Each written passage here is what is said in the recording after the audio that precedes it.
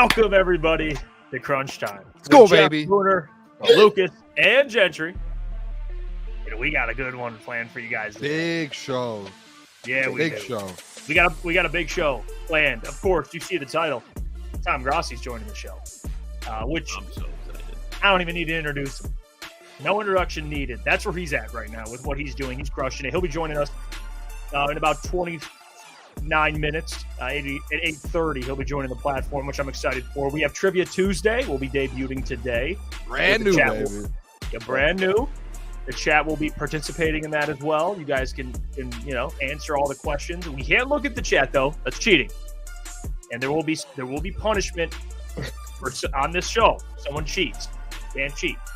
I'm excited for that. It'll be a little earlier today due to some scheduling conflicts. The Red Wings play, so of course our guy Michael Gentry. No, they play tomorrow. Be there for that. Yeah, they'll play tomorrow, but he's got to get out of here early. He got business to handle. So we'll do it a little earlier today, but on a week basis. Tuesdays we'll be doing it in the second hour, but today we'll be doing it in about 10 minutes or so. So we have Trivia Tuesday. We're going to go through some Lions free agents. Quandre Diggs was released. Dog. That's we'll talk about him in the second hour. I'm excited for that one, but we'll start here with the re-signing news, I guess. Real quick, can I throw something out there? I'm fully prepared to fight off all of the Packers fans that joined today. I'm ready to go. I'm fully prepared. I just thought of that in my head. I saw someone in the chat, and I'm like, I think that might be a Packers fan, may or may not be, and it just popped in my head. Tom is a Packers fan. Like that's his thing, is a Packers guy. So I'm fully prepared to as the leader of the Booner path and getting the Detroit Lions this year to the NFC Championship game with the fan base and leading that and being in charge of that. I'm fully prepared to lock in. If there's Packers fans in here, the Booner path and the Booner army is fully loaded tonight, baby. And shout out to Tom. I can't wait to talk. I was going to say, Booner, I don't even think you have to say a word. They haven't seen the chat yet. They have not been exposed to the Crunch Time chat yet. They're all the part of the Booner path, and the Booner army and FTP. It's all in full hand. I can't wait to talk to Tom though. I'm excited. I'm absolutely pumped. I'm pumped to talk to him. I'm a big fan, so I'm excited for him. I give him a lot of credit for, number one, taking the time out of his busy schedule to join the fellas. Sure. That's already, that just kind of speaks to his character and as a human being. But also, he's coming into enemy territory. All right, he's coming into enemy territory. This is divisional territory, and he's coming onto a Lions. He's never heard of the Booner path before. He doesn't know anything about the path. So I give him a lot of credit. Real quick, Detroit Supremacy just became a Crunch member. Thank you for that. Shout out Detroit Supremacy. I definitely remember Detroit Supremacy for supporting the show. Booner Army Assemble. You see that as well. But real quick, we'll get to the Emmanuel Moseley news, and we'll give our thoughts, and we'll get right to trivia. It will be NFL-based trivia with some Lions ties in there, so it's not Barbie trivia. It's not going to be. Oh, that shit was brutal. Yeah, it's not. It's going to be. Well, no, I'm just stating it. I'm just telling you what it isn't. Right? It's not going to be Barbie trivia or Ken trivia, whatever the hell you want to say. It's going to be NFL trivia, and as it should be. So it'll be a lot of fun. Emmanuel Moseley was just re-signed, which is something honestly we discussed, but we didn't really put too much into it because honestly I didn't know if they would or not. We didn't really talk about it to the fact of it was happening, but it just happened. The Lions re-sign Emmanuel Moseley to a 1-year deal. And I was trying to find some of the details about it. The details haven't necessarily came out yet, as I know. Maybe our go-to guy in the show here can give me more insight on that. But I will say about Emmanuel Moseley, it is what it is. They lack depth at corner. You get to bring in a guy that before, 2 ACL injuries ago, I can't believe I'm saying that, but 2 ACL injuries ago when he was with the 49ers, was having a great year. He was having a great year with the 49ers, towards ACL, returned towards ACL, his other ACL. So you didn't really get to fully see what Emmanuel Moseley could bring to the table as a true number 2 corner with number 1 upside. I don't know what the injuries, where he's at right now, but guys like this, it's pennies, I'm assuming, because he's coming off 2 ACL injuries. And I like what he was before the injury. So if anything, it's more of just a chance to see what he can bring to the table. He's going to compete. I'm sure it's incentive-based as well. So to be honest, guys, you don't even have to love. You can talk about the injury concerns, but the number in the length, it's 1 year. To me, it's a, whatever. I'm cool with it. And he was still around the team when he was injured. So he talk about a culture guy. He fits that as well. So, and I'll break this down a little bit because there hasn't been anything that's been released. And to be honest, initial reaction, I know a lot of people, and we actually spoke, I think, on the show, like, oh no, we don't want Moseley back. But if you do think about it and really look at what's going on with it, it's actually a really good thing that he's coming back because like Brad talks about it all the time, that having the depth and everything, like that's what you want to build. And I know he's coming off back-to-back ACLs, one on each leg. Like that's tough. And he hasn't stayed healthy for 2 seasons now. But when he does get healthy, and we've seen what he is in the past, if he gives you just a little bit, and he's going to be your corner 3, corner 4, like that depth piece to where you're still going to go out there and get probably a big time corner, or you're probably going to go out there and get another corner that goes on the other side of Cam Sutton. That's going to happen no matter what. This Emmanuel Moseley signing doesn't change any of that. And then on top of that, when it does come to the numbers here, my guess hasn't came out yet. My guess is he signs the veteran minimum, which I think is like for like him, I think would be like 1.2 million or something like that, which is nothing. And on top of that, I saw Jeremy Reisman actually tweet this out today. And he said a note kind of on this deal here is the Lions he said theoretically could fill it with bonus incentives because he only played 2 snaps last year, which basically could end up making it to where the cap counts as last year or something like that, like to where it's not going to affect this year's cap space whatsoever. Like that, even that 1.1 million, whatever it is, if you turn it into bonuses, there's a chance that his contract, this 1-year deal, doesn't even touch our cap space and doesn't even affect it. So it's basically you're just getting a free player, in my opinion. Like you're getting a depth piece, a vet, which if you guys didn't know, when he got hurt, typically guys leave the building. I'm pretty sure he came back and stayed in the building through the second half of the year. And he just worked with guys. And he was coming back and he was talking. Like he is a veteran piece. I think that's pretty valuable that Brad and them, they value on that defensive end. Especially if it costs nothing, essentially, right? Like, yeah, no, I don't mind it. I expect it's a prove-it deal, and I expect there's still reinforcements on the way to kind of fill up the depth of the position. I mean, it's a low risk, high reward given this guy. If he stays healthy, you know what he can bring. But the biggest thing with him is just the question marks with him is if he can stay healthy. But like I said, it's probably a prove-it deal, so I really don't mind it whatsoever. And he's a good guy in the locker room, so that's another reason they brought him back. So I like it. You got to unmute your mic, Lucas. You're muted, brother. Don't know how that happened. Either way, I love this signing, and I agree with you, Booner. I think it is going to be a veteran minimum, but 2 things it shows me is, one, I'm happy for Emmanuel Moseley because I think it would be hard for him to pick up another job outside of Detroit coming off of 2 ACL injuries. And at the end of the day, even if he is coming off of 2 ACL injuries, I will take Emmanuel Moseley off 2 torn ACLs than Kindle Vildor. Okay, I look at it as an upgrade still. You're holding water. And then it also shows a great sign of the locker room and help building that culture, attracting other free agents where it's like, look, we understand you just had a significant injury, but at the end of the day, you still did what we asked you to do regardless of on the field. I'm sure he was in the locker room working out, helping players develop, which is another reason why I like Emmanuel Moseley sticking around. You talk about drafting a Max Melton in the 3rd round. If they don't go corner in round 1, Emmanuel Moseley's a man-to-man corner with the intangibles that they want. So if he is healthy, he can still produce, not at the level he could. But he's also going to be able to help develop these other corners that Brad's going to want to bring in to fit Aaron Glenn's scheme. So not only is he going to help develop, I think it shows great signs for the locker room. And I'm happy for Emmanuel just because, like I said, I think it'd be hard for him to land anything outside of Detroit right now. Yeah, I mean, this to me, guys, is more of like a, hey, we like Emmanuel Moseley, bring him back, see what he has to give. This is a low risk, potentially high reward to me. I don't know how 2 ACLs, affect a corner specifically, but Emmanuel Moseley, like you said, Lucas, even with 2 torn ACLs, I'm confident he can be better than what they had besides Cam Sutton. So, that's that to me. That's what I took away from it. If you get 80% of what Emmanuel Moseley was with the 49ers and before these injuries, if you get 80% of that when he comes back off these two injuries, to me, that's like better than what you've had kind of in that secondary corner spot, in my opinion, at least. So like you have him. I don't think this changes anything what Brad kind of approaches that position as well. Like I think he still is going to try and go out and get a bigger name, as we've kind of heard rumors of him going after L'Jarius Sneed and like these different guys. Like I still think he approaches that. And then as well as I still think he drafts some sort of corner later in the draft. So like I still think he makes those moves and kind of upgrades and gets depth, because that's obvious. But I don't know. I'm excited he's back, to be honest, because he is a dog. Before he got hurt, he is an absolute dog. I think we all know that.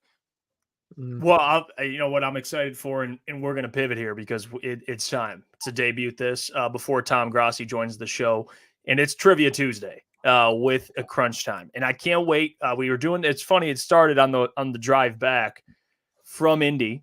We did some trivia in the car, and Mike was hosting, and we're like, this should be a segment on the show every Tuesday. Like, it's fun, it's lighthearted. But Mike, what do you got for us today, man? I'm fired up. Okay, so this week's theme. Switch me around. This week's theme is going to be Lions. And for future weeks, we will be doing this at 9:15 on Tuesdays, and we will let you guys decide the topics. But this week is just going to be all Lions from the last season. I'm going to keep track of these guys' score. We'll do like 30 seconds for each question so we can get Tom on here and get cooking. But question number 1. All right, answer it. Wait, what? Hey, so if there's cheating, choice, A, B, C, D. You guys lift up your signs. First one I see, get it right. Oh, we have to do signs? Yeah. Oh, no. Yep. Dude, you guys knew this. Hey, how about, because I'd have to go and grab something. I'd have to run. We'll say it, and then we'll get signs next week. But we'll all just answer. We'll go through and we'll answer real quick. We'll stop. We'll write. Me and Jeff will write it down. Me and Jeff will write it down. Lucas, you answer first, and we'll write it down. Okay. Real quick too. If you get caught cheating, and if you get caught looking at the chat, you have to, like, you might get suspended for a show, or there's going to be a consequence. So I'm turning my chat off right now. I love the chat. How about just keeping consistent? We'll all just say it, because like if we're, it's going to take me time to but you can change it. Like I could change it. Hey, just go put the one up. The first person I see with the one up, I'm calling on for this week. I'm writing mine down because I don't want to change mine if I hear Lucas's. Jeff, write yours down too. What? All right. No, it's just first person I see with it up. Go. All right. So question 1. Week 1, Brian Branch picked off Mahomes and returned it. How many yards was the pick six? A, 34 yards. B, 22 yards. C, 50 yards.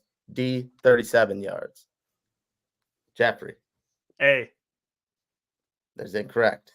Oh, damn. Wait. Lucas. 37 yards. It's incorrect. It's C. It's C. I know it's C, but it's C. Isn't C 37? No, it's C 50. C 50. Okay. Wait. Damn, we got to figure this out. We all get to answer, right? Yeah, but it's whoever, like, if you get, it's like you want to try to get it first, and if you get it first. Yeah, since those two didn't get it first, I went to you, Booner, and then you called it. That's why I went. I think we all should answer. They got it wrong, Booner, so I moved on to you. So that's why. It's Mike's rules, all right? He's the host. Yeah, he's the host. All right. So Booner got the first point. All right, question number 2. How many games this year did Jared Goff throw for 2+ TDs, not including playoffs? A, 9, B, 7, C, 11, D, 8. It was Booner first. 9. Booner is correct. Oh my damn it. Booner, that was good. Hey, Booner was plus odds in the sports book too. Woo! All right. Underdog. Question number 3. Penei Sewell let up 1 sack all season. He said he remembers the guy by name and the play so vividly. And credit to Kyle Minke, I got this question based off his article. Who was the player that Penei let the sack up to? A, Max Crosby. B, Zach Bond. C, Levante David. D, Kyle Vanoy. Lucas. I'm going to go Zach Bond. I thought Lucas got it first, but yeah, but that is correct. That is correct. That was too random of a name to just throw in there. Hey, we need a live replay chat. Throw the challenge. We'll keep moving, but lower flag. All right, we'll keep it moving. All right. Jahmyr Gibbs is question number 4. Jahmyr Gibbs had 25 plus receiving yards in how many games this year, not including playoffs? Is there multiple choice here? Yeah. Yeah. 8. Sorry, no, I was reading some in the chat. A, 8, B, 4, C, 5, D, 6. Booner. D. No. 6. Jeff. What was B? B was 4, C was 5. B. Oh my god. I'm gonna take a reach here. I'm gonna say C on a reach. It is C. Come 5. on, bro. It was B or C. Game, Boone. I don't. We got to figure out this format after this night. Well, it'll be easier. This is tough. We're doing You this just had a right now, though. 50-50 We're doing, chance. it's okay. We're dealing. This is how we're gonna do it for the. It's all right. All right. Hutch went without a sack for a month. What team did he break the streak against? A, Green Bay, B, Las Vegas, C, the Chargers, D, Chicago. Jeff, yeah, I can't. You got to Boone. put your hand up. I can't see. Like, Boone. Jeff? It was Boone. Okay, it was Boone. All right, Boone. The Chargers. That is incorrect. Oh, that's tough for me. That's Jeff. It's Jeff now. Chicago. That is correct. On the board. Oh man. Come on. I needed it. Okay. Question number 6. We're at 2-2-1, and there's 10 questions. How did I not Question know number that? 6. What am I doing over here? Jeez. I know, Booner. I was counting on you for that one. Lock All in, right. Booner. Which Lion scored a touchdown in every playoff game? A, Amon-Ra, B, Sam Laporta, C, Monty, D, Jahmyr Gibbs. That was me. That was That me. was I me. know this one. See, It's Monty. That is incorrect. What? Jeff. Sam Laporta. No. Jahmyr Gibbs. Oh, it was Jahmyr. Booner wins Jahmyr it. Gibbs. Jahmyr Gibbs. Was It was Jahmyr. one of the Oh, running wait. backs for sure. Laporta missed a game, didn't he? Yeah. No, he Laporta played. got He against the scored in the Rams. first I think game. that's it. He scored in It the was first Gibbs. game on 4th down over the top. Bang. Versus the Rams. Bang. Oh, I was so All right. confident in that because I remember Mont scoring agained. I think because Almost he was scored Jamo. against, I believe the no, Damn. Jahmyr. Gibbs was That's feasting all heartbreaking. playoffs. All right, question number 7. The Lions defense allowed 4 passing TDs once this year. Who was the opposing QB? A, Justin Herbert, B, Lamar Jackson, I know C, Jordan Love, D, Geno Smith. I'm kind of. Booner. Jordan Love. Incorrect. Well, Jordan, I thought he went off. hold on. Let me Go, get my, you're- I want to. Can you repeat the question? The Lions defense allowed 4 passing TDs once this year. Who was the QB? Where was Jordan Love? Well, Who- Jordan Love's not in it, so it's B, Lamar Jackson, A, Justin Herbert, D, Lamar. Geno Smith. Lamar. Oh, yeah. Give it to Jeff. Incorrect. No, he had Lucas. 3. This is Don tough. you. I'm thinking of So people who've it's gone Herbert. off. It's Herbert and who? This is tough Geno for Smith. Lucas getting these points. I'm trying. Oh, it was Geno. It had to have been Geno No, because Jerry Jacobs was getting picked up. If it's not, no one you know gets the what? No, point. because Keenan went crazy, and then they had a touchdown to the tight end. It might Who be Herbert. was it? But I said Geno. So you got to go. I got to lock. It was in Geno. Justin Herbert. None of you get it. You Oh, all that's failed. tough. God I was damn thinking it. because that was the game that that Jerry Jacobs was just getting abused in the red zone. So like it's got to be that game. So the score is 3-2. Booner's got 3, Lucas got 2, Jeff has 1. We have 2 questions left. All right. Michael Lock in. Badgley was a perfect 100% for the Lions between regular season and postseason. How many field goals did he make? A, 8, B, 7, C, 5, D, 6. I'll just. yeah. I mean, Lucas, Okay. you can go. I'm taking a 7? swing too. I'm saying 7. Lucas is correct. Oh, Back in no. it. Jeez. We're back in it. All right, Jeff. I'm sorry. Oh, wait, never mind. We actually have 2 more. So, all right. You can tie Question it up. number 9. Amon-Ra St. Brown had 7+ catches in how many games this year? A, 7, B, 11, C, 9, or D, 12? It was Booner and then Jeff. Booner. 9. That is correct, Booner. That was mine. Don't forget, I'm in Rod St. Brown. Me and him are friends. That is, yes. I have to know those stats. If I got that, all right. So Booner's at 4, Lukas is at 3, Jeff's at 1. This is the last question. Yes, last question. Damn. All I have to do is get it right, or Jeff gets it right. Get a dub here. The underdog. All right. How many times did Sam Laporta break 70 yards, regular season and postseason included? A, 5, B, 2, C, 3, D, 4. Booner. I think here. 5. It's incorrect. Oh no. Oh, Booner. You can go ahead and guess, Jeff. I'm going to think about this. I'm out.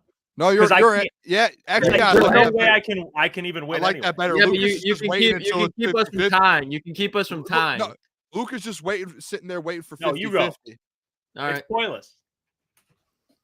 So the Saints, he did. I know I feel like he did in the playoff, and it was how many 70 yards? It's regular season, I think, and postseason. He said. Yep, regular season and postseason. Yep. I'm gonna go 4. That is correct. Let's go. I'm not losing. I'm not losing. I'm not winning. Damn. I'm not losing. I didn't have a tiebreaker question either. I'm still mad about the Herbert one. So who had 4 touchdowns in that? You had Keenan Allen had 2. Did Parham score in that game? I don't even know. I think Quentin Johnson had 1 and someone else had 1 too, or some other random wide receiver. But next week we'll make it a little bit more easier, and I'll have the graphics we on the can't board. end on a tie, boys. We've got to have some sort of question here. All right, yeah. Gentry, think of a question. Let me think off the top of my head. Or we can go on the chat. We'll open it up to the chat for a second. Yeah, but like there will need a multiple choice and everything. That's tough, dude. Hey, all I know, you'd rather tie you're either first or you're second, and you're a loser. So hey, you know what? You guys tied. What does that mean, bro? You're either first, second, or a loser. If you're not first or last, man, that's how that works. So hey, I guess we're all last. No, that's facts. Think of it could be anything. Yeah, who cares? We'll just here. All right. Well, should we just do this? Oh, it's too obvious. Well, next question that pops up, we'll do it. So, Gentry, get ready. Booner, turn off the chat. Gentry, find a question. Chat. If you're in the chat, drop a question, and then Gentry ask it. Okay. I like this one. How many touchdowns total did Jahmyr Gibbs have? Okay, so let's think about that. Total touchdowns for Gibbs. Yep. And we'll just go. Booner will do one guess. Whoever's closest wins. Whoever's 13. closest wins. 13. Well, here I'll give a multiple. I should have said that because now you can just go lower or higher than me. No, okay, well, he'll give multiple choice. I would say okay. So A, 10. B, we'll go 13. C, 11, and D, 14. But are you going to stick to 13, Booner? Yeah. I'll go 10 then, because I know it wasn't C. For the 11, you were thinking. You're looking around.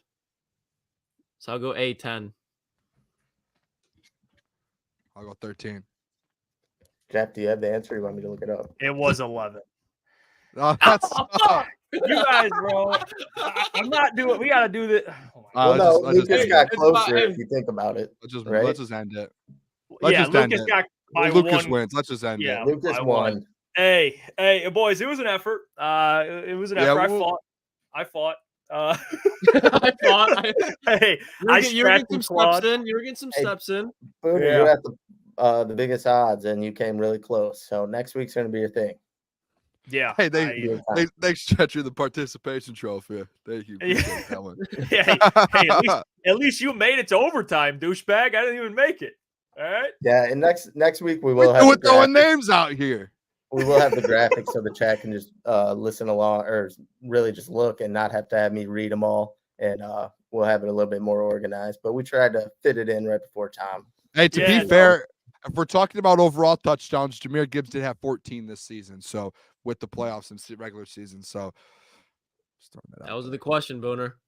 No one said. It didn't say. We didn't say regular season or not. Just how many did he score this year? There you go, bro.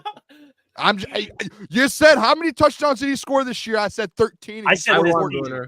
I won, Booner. I get that. No. I mean, I get it. It was a technicality. Protest. I'm out Booner, there. you said Lucas won. Let's move on. Protest. per source. Per source. Justice for Booner. He scored 14. Oh, that I was the closest. Hey, Booner. Yeah. Was it that bad though? You expected it was going to be way harder than that. You were. No, it wasn't that hard. It was good. That was good. All right. Yeah, that was great. That was great. I mean, I took an L, but I just fumbled the bag. Like, it wasn't hard questions. I just missed on a couple by like one. Like, I guess 4, it was 5. Hey, that's what the multiple choice is there for. It's fun. That was great. Moving forward, we'll do all types of NFL. I know ETN put in there. He's a Rams fan. We'll do NFL quizzes. We'll do sports in general quizzes. We'll keep once we have the signs, it'll be easier. Yeah, no, it'll be a lot of fun there. Like I said, Tom's going to join us in a couple of minutes. He was actually in the chat. Yeah, so you know what? Shout out. Appreciate you, Tom. Hey, Speakeasy says Jeff is an awful test taker. Hey, but by the way, shout out to Easy for joining the show, man. We appreciate you. And yeah, I guess it depends. I mean, if I study my absolute ass off, I'm better. But yeah, I always overthink. You guys do that when there's multiple choice and there's you're like this. I know this is the one, but I like this one. You know what we should do? We should do a video to where all 4 of us, we'd go to like a classroom or something and we do the Wonderlic test and we sit down and we have to do it's like you get 10 minutes or 12 minutes. And there's like dudes that have gotten like 8. There's guys with like Ryan Fitzpatrick who's gotten like 50. We should go down and see who in here who can get the best Wonderlic score. I would be so bad at it for sure. Like, I might get the worst for sure, but I'm down to do it. I'll embarrass myself. Hey, if we don't do well, we'll just be Stroud on him. You know what I mean? Just, hey, don't do well. He still be great. So who cares? It's not about test taking. It's about how you perform. I'll tell you what, I'll perform all right. Says about how you perform. Yeah, I mean, people. Stefan says, Jeff, your Pistons are playing hard tonight. Yeah, well, I think they are, huh? That's they're playing? No, just we don't have they time. Are. I'm doing good. I'm excited for Tom Grossi to join the program. Can we get a Pistons update real quick, Gentry? Score wise? They're down 4 with 3 minutes left until half. Who are they playing? The Heat. Oh yeah, good luck. They'll probably still lose, but good for them. Keeping it close at half, I guess. Adam is correct. He says Jeff owes me 3 years worth of apologies for our Pistons convo. Yeah, I honestly, Adam, I just want to say it's on me. It's on me for all the optimism I had for this franchise. I've got a question. Lucas just disappeared. I've got a question. Have the Pistons they sold the team or got a new GM yet? Is that a thing? No, we're not talking about him until that happens. Yeah, that's fair. Yeah, I'm not even. It's not even worth it. But I can't. Yeah, I'm more excited. I can't believe I'm more excited to talk to our good friend Tom about his backers and other things in life that he's doing. And as I say that, currently joining the program is the one, the only, Tom Grossi. What's going on? How are you doing? What's going on? How are we? We're doing great. We're doing great, Tom. We're happy to have you. I want to say, first off, we appreciate you a ton for taking the time. I know you got a busy schedule. You were just at the Combine. We were there too. We saw you out on the sideline. So let's go. I know you've been busy, and I want to start off by people who don't know Tom. I'd be shocked, but just to give you some background on the things he does, the charitable things he does. You might know Tom recently did a 30-and-30 cross-country trip where he visited 30 NFL stadiums in a month to raise money for St. Jude's Children's Research Hospital. He's a comedian. He's a YouTuber. He's more humanitarian, NFL Fan of the Year. Even made an If the NFL Was Scripted for the Detroit Lions, choking away a 17-point lead in the second half. But hey, we don't got to revisit that. Tom, I want to ask you, before we get to football, I want to get to know Tom Grossi, the humanitarian. I want to ask you, how does it feel to have the platform you have and have the success you've had and have a strong fan base, but you still give back to people that kind of need it the most. And you got a fan base, man, that supports your cause through and through. You know, I've said this every time you brought up 30 and 30, and I feel like that was the first time that the collective like NFL community saw how special this community was. And before I went out for 30 and 30, I had mentioned this before in other interviews and stuff. Like, I had 6 teams say yes to me, that I could walk into their stadium, look around for a hot second, and then, you know, leave. And it was because of this fan base that we raised $500,000 for St. Jude. It's because of this fan base that it was as successful as it was. It's because of this fan base, because those folks decided to take the time to spread the word, to come out to all these fan events. We had people coming to multiple fan events throughout the entire country.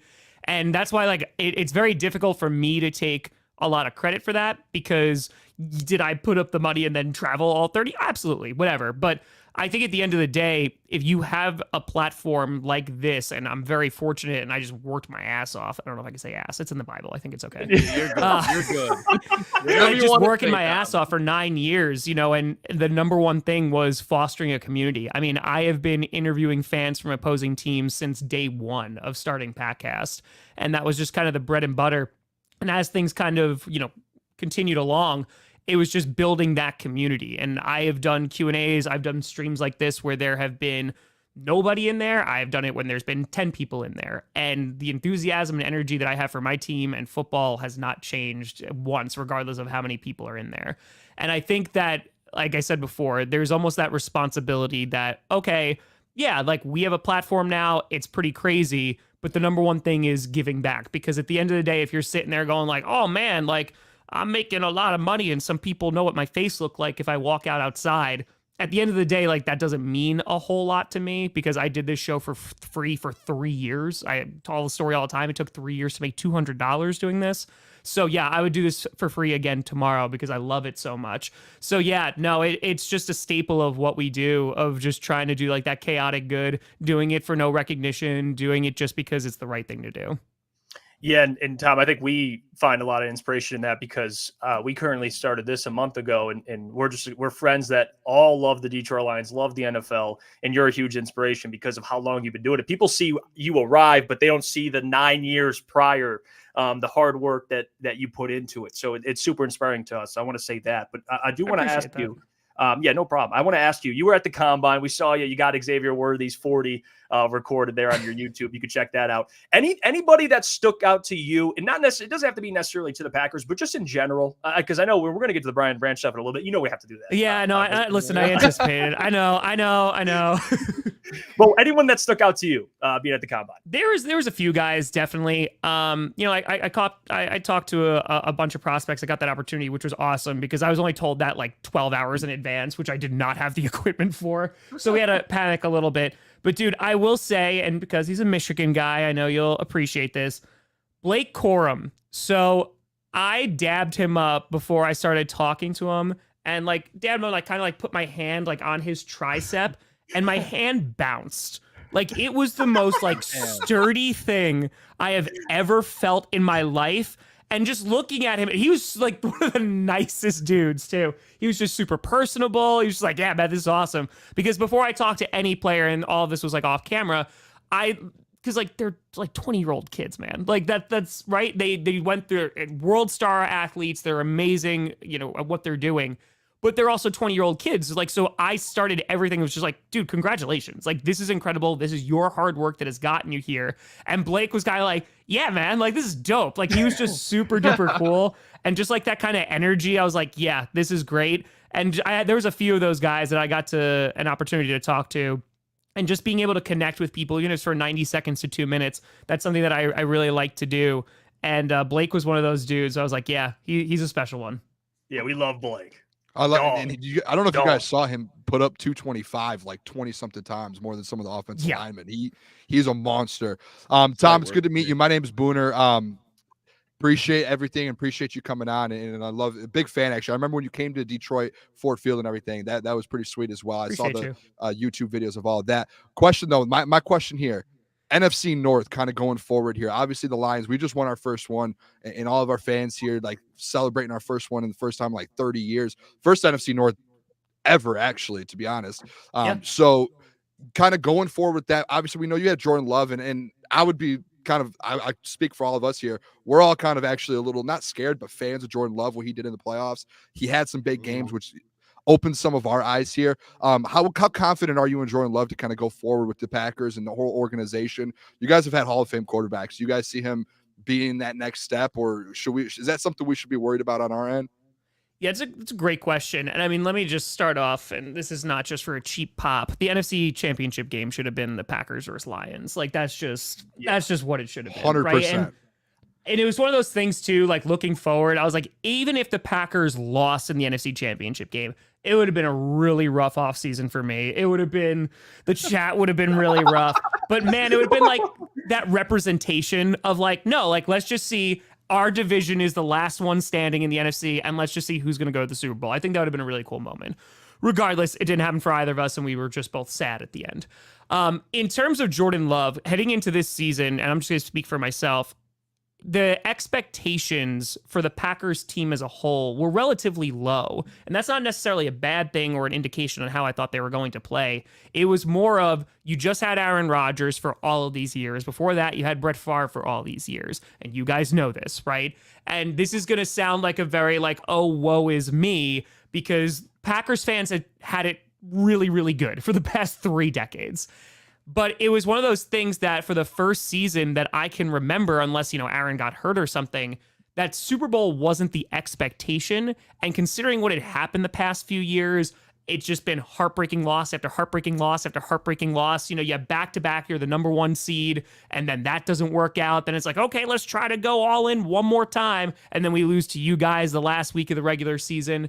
And so heading into this year, it was just kind of nice to go, all right, I don't really know what we have. We don't know what we have in Jordan Love. He had 1 start against the Chiefs. We've seen him in a few preseason games, and he's looked better. That's good, but we don't know. All of our wide receivers besides 1 was under 25 years old, so that was a lot of nuance.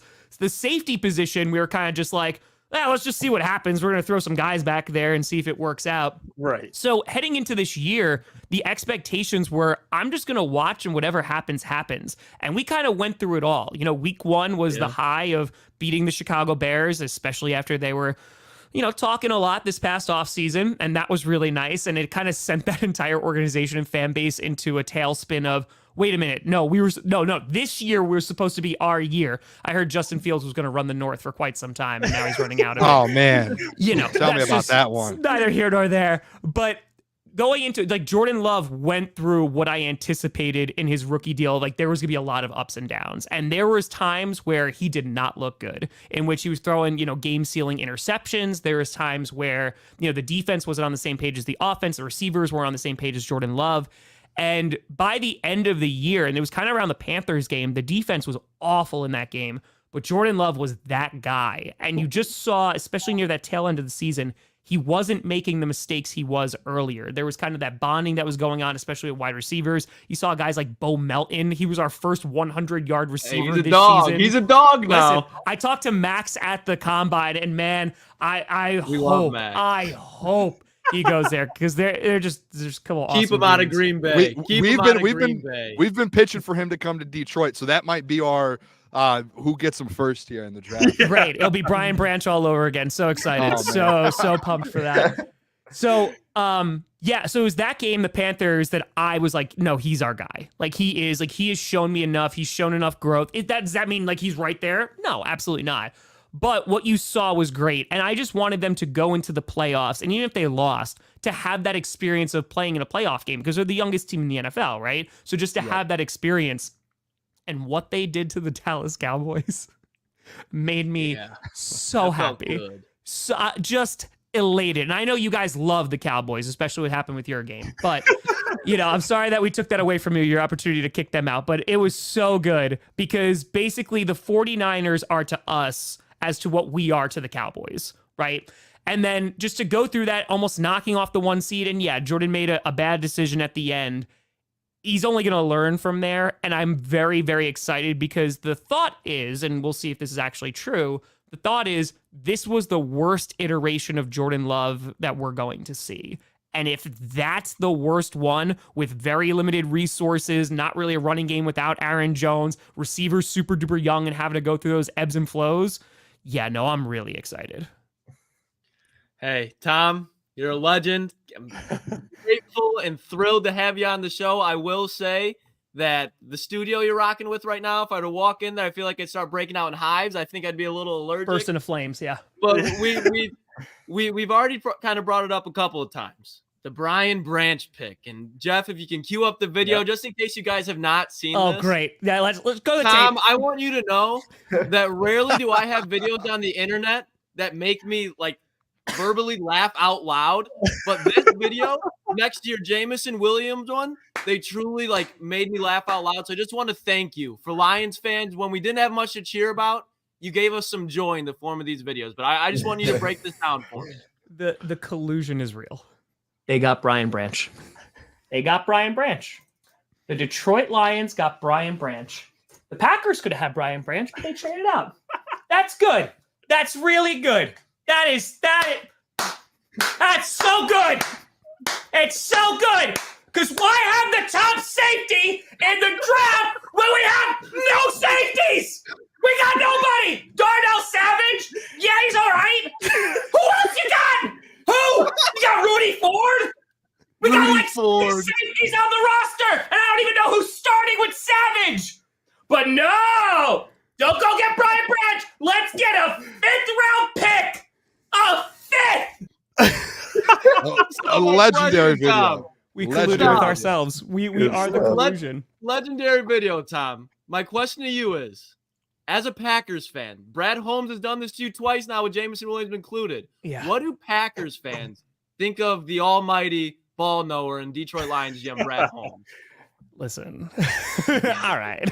All right. I knew I was walking in enemy territory. No, dude, like, I got to be honest. Like, Brad Holmes absolutely crushed this draft, right? I think the Packers did a great job, too. And, you know, in the second round, we wound up getting Jaden Reed, who actually scored a touchdown on Brian Branch. So it kind of, like, gave me a little bit of closure. But before I get to that, the story of going to the Super Bowl and going to Radio Row and meeting Brian Branch's brother... Dude, and then meeting Brian Branch, like, it's my first time at Radio Row. This is my first time at the Super Bowl. I'm like, this is so cool. This is great. And I'm just walking around, and this dude just yells to me. He's like, Tom Grossi. And I look over, and it's this guy I've never seen before. He ushers me over, and he just goes, hey, man, I'm Brian Branch's brother. And I lost. He's like, I love you, man. He's like, the amount of times that my brother and I have watched your video. And that just filled me with so much joy because I was like, this is objectively funny. And so we just like talked for a while. We talked about the Lions organization, and we talked about kind of just how they treat their players and their philosophy about drafting and developing, which is similar to the Packers, and then doing it the right way and then treating the players the right way, which kind of speaks to Brad Holmes as well.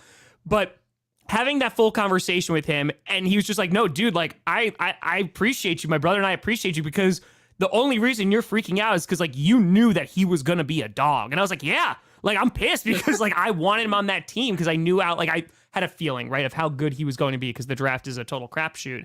But then meeting Brian Branch, which was, I met him like 30 minutes later because at the end of our conversation with his brother, I was like, dude, I hate to be this guy, but, like, if there's an opportunity, I need to take a picture with your brother. Like, and I said it's specifically just for the memes. Just for the memes. It would provide closure for me, etc. And he's like, all right, he's doing a ton of interviews. Like, we'll catch up. I was like, perfect. So like 30 minutes later, I walk back and I see his brother.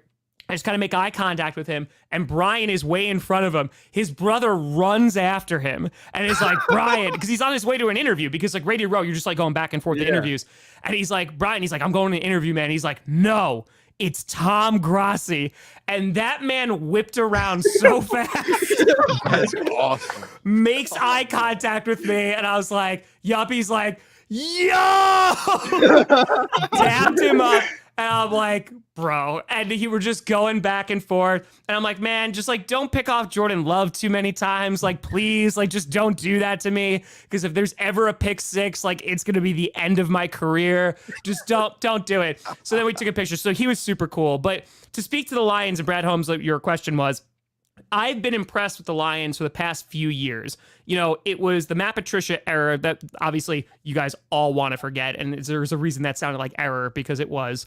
Yep. That was a mistake, right? It didn't work out. Trying to become the Patriots was never going to work out, riding around his little ATV. Then when you bring in Dan Campbell, there was even a sense of, is this guy all talk? Because his first press conference was pretty crazy, right? Like we know Dan Campbell now, but hearing that for the first time, I was like, oh, even if he's not the guy, Detroit kind of needs this right now. And the minute that you started drafting in the trenches, like you get Penei Sewell, and I was like, yep, like they're doing it the right way. They're not going for something that's super splashy or super sexy. Not that Penei Sewell's not super sexy, but like they drafted in the trenches and they built it. And if I'm not mistaken, they built along the D-line that draft too. Yep. And that was the right thing to do, because it was, you got Jared Goff. I was not very confident in Jared Goff because we saw what we had in Jared Goff, but you built a great O-line around him. You had the receivers, and it was like, oh, they're doing this the right way. They're building this team to be contenders for the long haul, regardless if Jared Goff is the guy or not, because you can then, if you have a great offensive line, you could just go, okay, we can go get a free agent, or we could draft our guy, and then it's going to be even better because they have protection. So no, it's kudos to the Lions for the past 3 years. There is an amount of respect that's there, and plus, like, I do not mean any offense to this. The Lions have gone through it for a while. And because of that, like only recently, they have been like a rival with the Packers, because it was the Vikings for the longest time. The Bears, they pretend they are, but it hasn't been there for a while. So the Lions, like building that rivalry now, like, yeah, like I'm super stoked for Goff versus Love. And like, I imagine that's what it's going to come down to this next season, because that's what like tests you really well, right? If you're coming from a tough division, you're going to be tested. And I think having better teams in the NFC North is just going to make the play automatically better. Feels good to have a rivalry over here. Yeah. First time in a while. Yeah. All right, Tom, shout out to you. Thanks for joining the show. I'm a huge fan. I just had another little fun question. So your GM had some comments shading the Detroit Lions a little bit about hanging their second NFC North banner at Ford Field. I just wanted to know, what are your thoughts about him poking some fun at the Lions for celebrating a division banner? He was throwing some shade, Tom. He was throwing some shade. Well, so here's what I will say. One, good. Rivalries are good, right? Yes. One. But two, I will say that is a thing in Green Bay. And that's actually something from even like the Mike McCarthy era and previously that. McCarthy has literally said the exact same thing, because they don't like hang a whole bunch of division banners. And this is going to sound really bad. If they did, there wouldn't be any more space in Lambeau. Like, that sounds really douchey for me to say. But it's true. I mean, look how many they've won in the past 30 years, right? Yeah. So for Lions fans, that's a big deal for them. Hosting a playoff game, that's a big deal for them. Winning a playoff game, that's a big deal. Winning two, that's great. And I'm never going to knock that, right? But the Packers, they have their very unique way of doing things. So yes, there was 100% some shade thrown at them. But logistically and also traditionally, the Packers are just not the team to do that, because they are suffering from success, or at least they have in previous years. Yeah, no doubt about it. Tom, I want to say, man, I know you're busy, man. We appreciate you for taking the time and joining the program. We'll be at the Combine next year. We were there this year. We got to link up one time, Tom, make it happen. All right, we appreciate you. I appreciate you guys for having me. Like, keep rocking. And like, also real quick, I saw we put this on Twitter, because I'll never call it X. Like, we put this on Twitter. You guys have like an awesome community that you're building here. Did you guys say you just started like a few months ago? Or like 2 months ago. Yeah. That's incredible. And you already have 4,000 subs? Yeah. Yep. Hell yeah. Congratulations, guys. Like, thanks, that's really incredible. And this is one of those things that, if you watch me, like every time we do game streams, like we raid smaller creators who are streaming and stuff like that. I think it's really important to like cultivate sports media on YouTube, and especially because like it comes down to the fans, and the fans know other fans and they know their team like nobody else, especially when you talk about like the national media guys. So big ups to you guys. Like, you seem like you have a great community here that's building, and just keep on grinding, keep on growing, and rock out. Appreciate that, Tom. Let's link up again. Maybe this season we'll have some fun content, man. Appreciate you guys. You have a great night. All right. Yeah, appreciate it, Tom. Take care. There you go. Mr. Tom Grossi joining the program. Doing some great things. Yeah, man, that was great interview. Yeah. Great guy, by the way, too, man. What just happened? Crunch time. We're here. Tom Grossi. We're here. Jeff threw me off for a second there. I thought he got pulled back. I was like, bro. Hey, he tried doing the wide shot. He tried doing the Lucas wide shot. Who do you think you are? I am. That's how I feel right now. Shout out. Booner Path, baby. Let's go. All right, sorry. That just came out. Wow. Yeah, that was awesome. Shout out Tom, dude. That was all. Like, he's a great dude. Hopefully, we can get him on at some point this offseason and during the season. Because there was like 100 more questions I wanted to ask, especially with the whole rivalry thing with the Packers and Lions now. Like, I want to ask 100 more questions. So hopefully, we can get some more of his time in the next couple months. That'd be awesome. Yeah, it's funny having a guest that knows so much ball, but also makes you laugh your ass off. Like, that's dude. I need to link up with him because I need to learn some stand up. I've been called Shane Gillis a lot, and I would love to just pick some stand ups brains. I need to learn a little bit. Can learn, not just football. Yeah, he his comments about the community, man, like that was important because we are trying to build this community up. So for him to kind of give that stamp of something he noticed, that means everything coming from that man. That's big time because with the community we've built, man, with the people that are consistently in the streams, supporting the members, everybody, like that's what makes this thing go. That's the cog in the engine. So we are very, very thankful to every single one of you for taking the time. And we had 300 viewers there watching the stream plus. So to everybody, if you're not subscribed, subscribe because we have daily content. Daily. We're live weekdays, 8 to 10 p.m. We post content throughout the day. We have weekend content. This doesn't stop. All right. This is an engine. We're going to keep moving here. Yeah, well, we didn't say that, by the way. That's someone else who said that statement. That was outside not source. But man, yeah, and also I got to say this guy, fellas, real quick, to all the guests that have been just supporting the program and like joining on a consistent basis or just joining, period. Thank you. Like even I know John Macaroon's in the chat. Like we appreciate those guys so much because they take time out of their day, their schedule, and they join the fellas.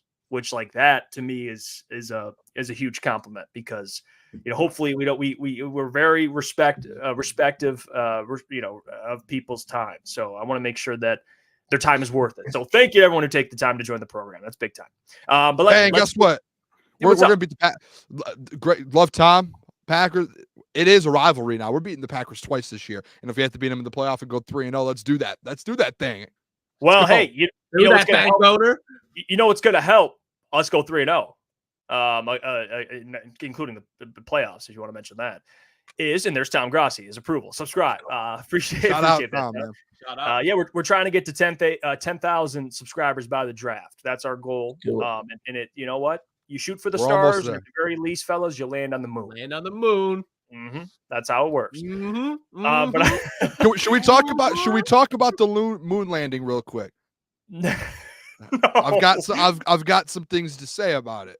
Like the real moon landing, Booner? No, we're getting right into NFL. We maybe go mailbag. Mailbag will do that. We'll get to the Booner report here. This is what people want to hear about, not the moon landing. All right, and this is what people want to hear about. Lions free agency rumors.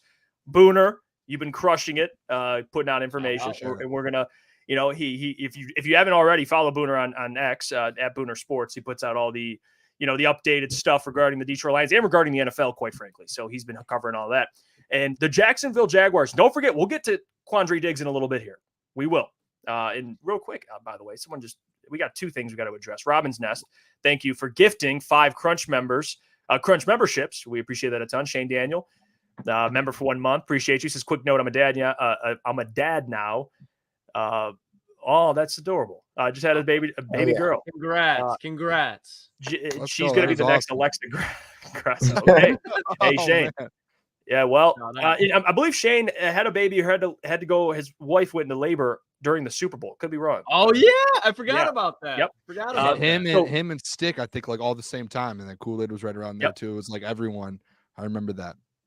So here's what the Jacksonville Jaguars just did. They released Darius Williams. And Williams played in all 17 games for the Jags last season, had 4 interceptions. Another corner on the free agent market for Brad Holmes and the Detroit Lions. Now, this isn't necessarily a do you like Darius Williams, because I want to bring up a couple DBs here, and you guys can kind of share your thoughts on it. Another DB that was released from their respective team would be one corner, Dante Jackson, who's a veteran and played with the Carolina Panthers. He was released as well. And here's that proof of that report here. And that was 2 days ago? I think it was a day or two ago. Mm-hmm. Yeah. And here's that. Of course, the Panthers are expected to trade or release veteran corner Dante Jackson. Jackson has a $4 million roster bonus. So as you can see, guys, a lot of corners getting released, a lot of corners getting cut. Now, there was a safety that got cut that we know here locally by the name of Quandre Diggs. Dog. Which this is everything right here. This is why we had this segment specifically, because I know the fellas have some thoughts on it. I know Lions fans have some thoughts on it. And I want to pop up this tweet here from our own Booner, who put out the news and helped kind of spread it. And here's this. Let me see here. Okay. NFL news per Booner, per Tom Pelissero. The Seahawks are releasing both safeties, Jamal Adams and Quandre Diggs. Would you be against a Quandre Diggs return to the Detroit Lions? Hey, and I know, Lucas, you had a lot of thoughts on this one. Yep. And I'll throw it to you on this. Quandre Diggs, former Lion, he was traded when Matt Patricia, Bob Quinn said, see you later. He doesn't fit our culture. What do you think about Quandre Diggs? He's on the other side of 30, but is he the right fit with the Lions? Because C.J. Gardner-Johnson, free agent. Yep. Bring him home. Bring that man home. And I say it for many reasons. And I'll start it by saying this. You guys know how much of a C.J. Gardner-Johnson fan I am.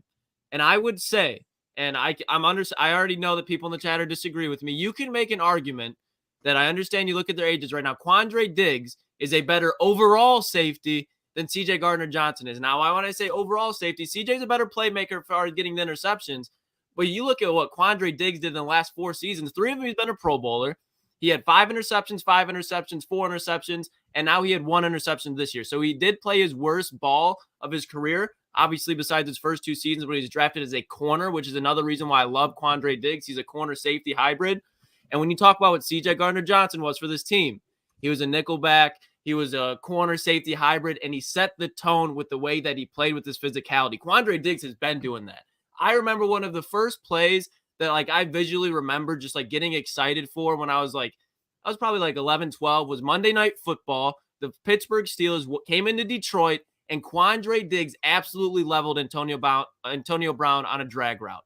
And when you talk about he's been doing that in Seattle too. He's been productive. He's not the player that he once was, but he doesn't have to be that because this is going to be a rotation. He's not going to command top dollar. He's probably going to command $6 to $8 million. And you talk about a guy who's been in Detroit.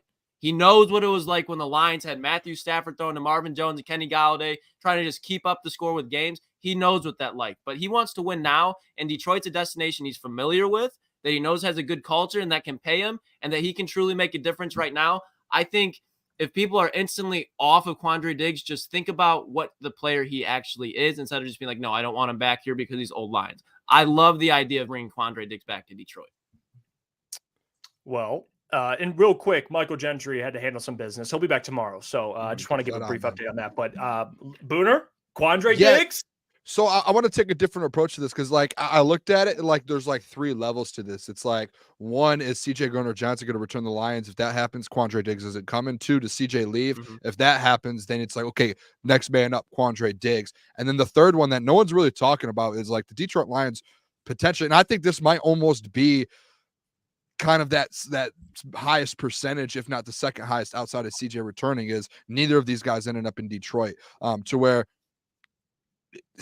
I don't know. It's just and easy just put it in there. It's the money with Diggs. And it's the same thing with CJ Gardner-Johnson. It's one, it's the money, and it's two, it's where's he going to play. You have kind of your safety room now, and I know you said Lukas, he's like a hybrid corner safety, like you can maybe put him in different spots. I get that, but it's like, all right, now you have a lot of guys, and that was a situation that, at least from what Jeff heard when he brought it to us, that one of the reasons that potentially CJ not returning is because of Iffy Melifonwu was kind of taking that spot, and Brian Branch instantly came in and took CJ's spot, and they had to move him. Like, it's just a weird, because Quandre is such a high level player to where he could potentially be one of the best guys in that secondary, and you come in right away and you already have three guys that are established and they're like made those, you know what I'm saying? So it's like, what's more likely to happen to me?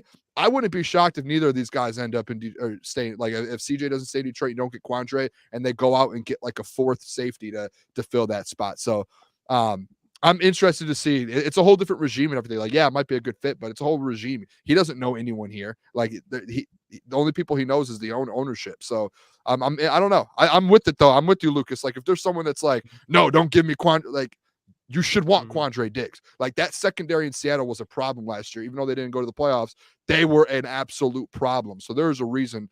There is a reason why, and he's still been dominating. I'm pretty sure he's had the most tackles of his career this last year. I know tackles aren't like a huge thing, but like, it still shows he's kind of producing. He's still putting numbers up. He's still out there playing at a higher level. And the one thing, Jeff, before we get to, because I know you want to get to it, the reason why, and I'm with you, Booner, I'm not guaranteeing he's going to be in Detroit, because what do I know as far as what's going through his mind right now? But the reason why I think Quandre is so attractive is because I believe he's about to turn 30, 31. He's up there in age as far as getting big money contracts. He just had the worst season of his career, and so people are going to have question marks. I think he would be around the same price as CJ. And the thing that he can do that CJ cannot do is he's a sure tackler. What was the biggest thing with this Lions defense outside of letting bombs go outside the perimeter to Cam Sutton and Kendall Vildor is not being able to wrap up the running backs, tight ends, wide receiver in crucial moments, and they'd get run after contact. Quandre Diggs eliminates that. So when you talk about being able to run nickel and dime packages, when you can have Iffy, Quandre Diggs, and Kirby Joseph, Brian Branch all out there, that's your best 11. And the more that the Detroit Lions can put the best 11 people out there, the better chance they have to win games, especially if it's in the secondary with Aaron Glenn. I just think you look at Quandre Diggs, right? He's 30. He just turned 31 years old. He, before this past season, was a 3-time Pro Bowl, 3 times in a row, made the Pro Bowl with the Seattle Seahawks.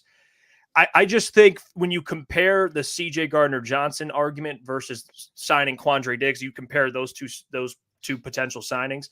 I think the conclusion I came to was, if I'm deciding, okay, this safety room, you're putting it into the hands of the young guys, Kirby Joseph, Iffy Melifonwu, and Brian Branch, who would be who would have at least an easier time to, for you to explain to them, like, this safety room belongs to these guys. You're just going to play a role. I think it'd be Quandre Diggs. I think he'd have an easier time being like, you know what? I get what you guys have in Detroit. I can come in situationally. I still don't think CJ Gardner-Johnson that's processed in his mind yet. I think he still thinks, and he very might return to that form, like he had with the Saints in his last year in Philly. But CJ's going to want to play. He's going to want to be out there. He's going to want to play. I don't think you'll get that same thing with Quandre. I think he's more of a team player in a way, I think. And also on top of that, he'll be cheaper. So there's that. I know you said they might command around the same money. I think CJ, not that he'll get it, but he'll still believe I deserve more than a Quandre Diggs just based on what he's done. So that's my take on it. You get a more affordable backup option at safety that can come in and play and start. You can check the PFF numbers. I already checked them. They weren't great, but there's definitely some context there besides just looking at PFF numbers to me. And real quick too, like, the biggest thing with that too, it's like, and this is how I've looked at it since you kind of told us that news, Jeff, about CJ most likely not returning, is, all right, who can you have in that depth spot, that fourth spot? And to me, the number one thing is a guy who's willing to do that, and two, who can be expanded, like go play different positions. Like Lukas said, he can do that, and he can move around. He can go play corner. He could do different things. And when you do really break that down, like, my initial thought, if CJ left, to get that like fourth kind of guy that if someone goes down or something happens or you need to throw someone in, I thought of like a vet, and Quandre is going into his 10th season compared to CJ Gardner-Johnson, who's in his 5th year, who he's going to want to come in and I'm going to like CJ's a really good football. Like when he's healthy and he like, I don't want people to slander him at all. Like he is one of the best in the league at his positions when he is healthy and he is out there at the highest level. So he's going to want to go out there and prove for a deal. Like he wants to go out and get a contract. He's going to have to do another prove it deal, another 1-year deal.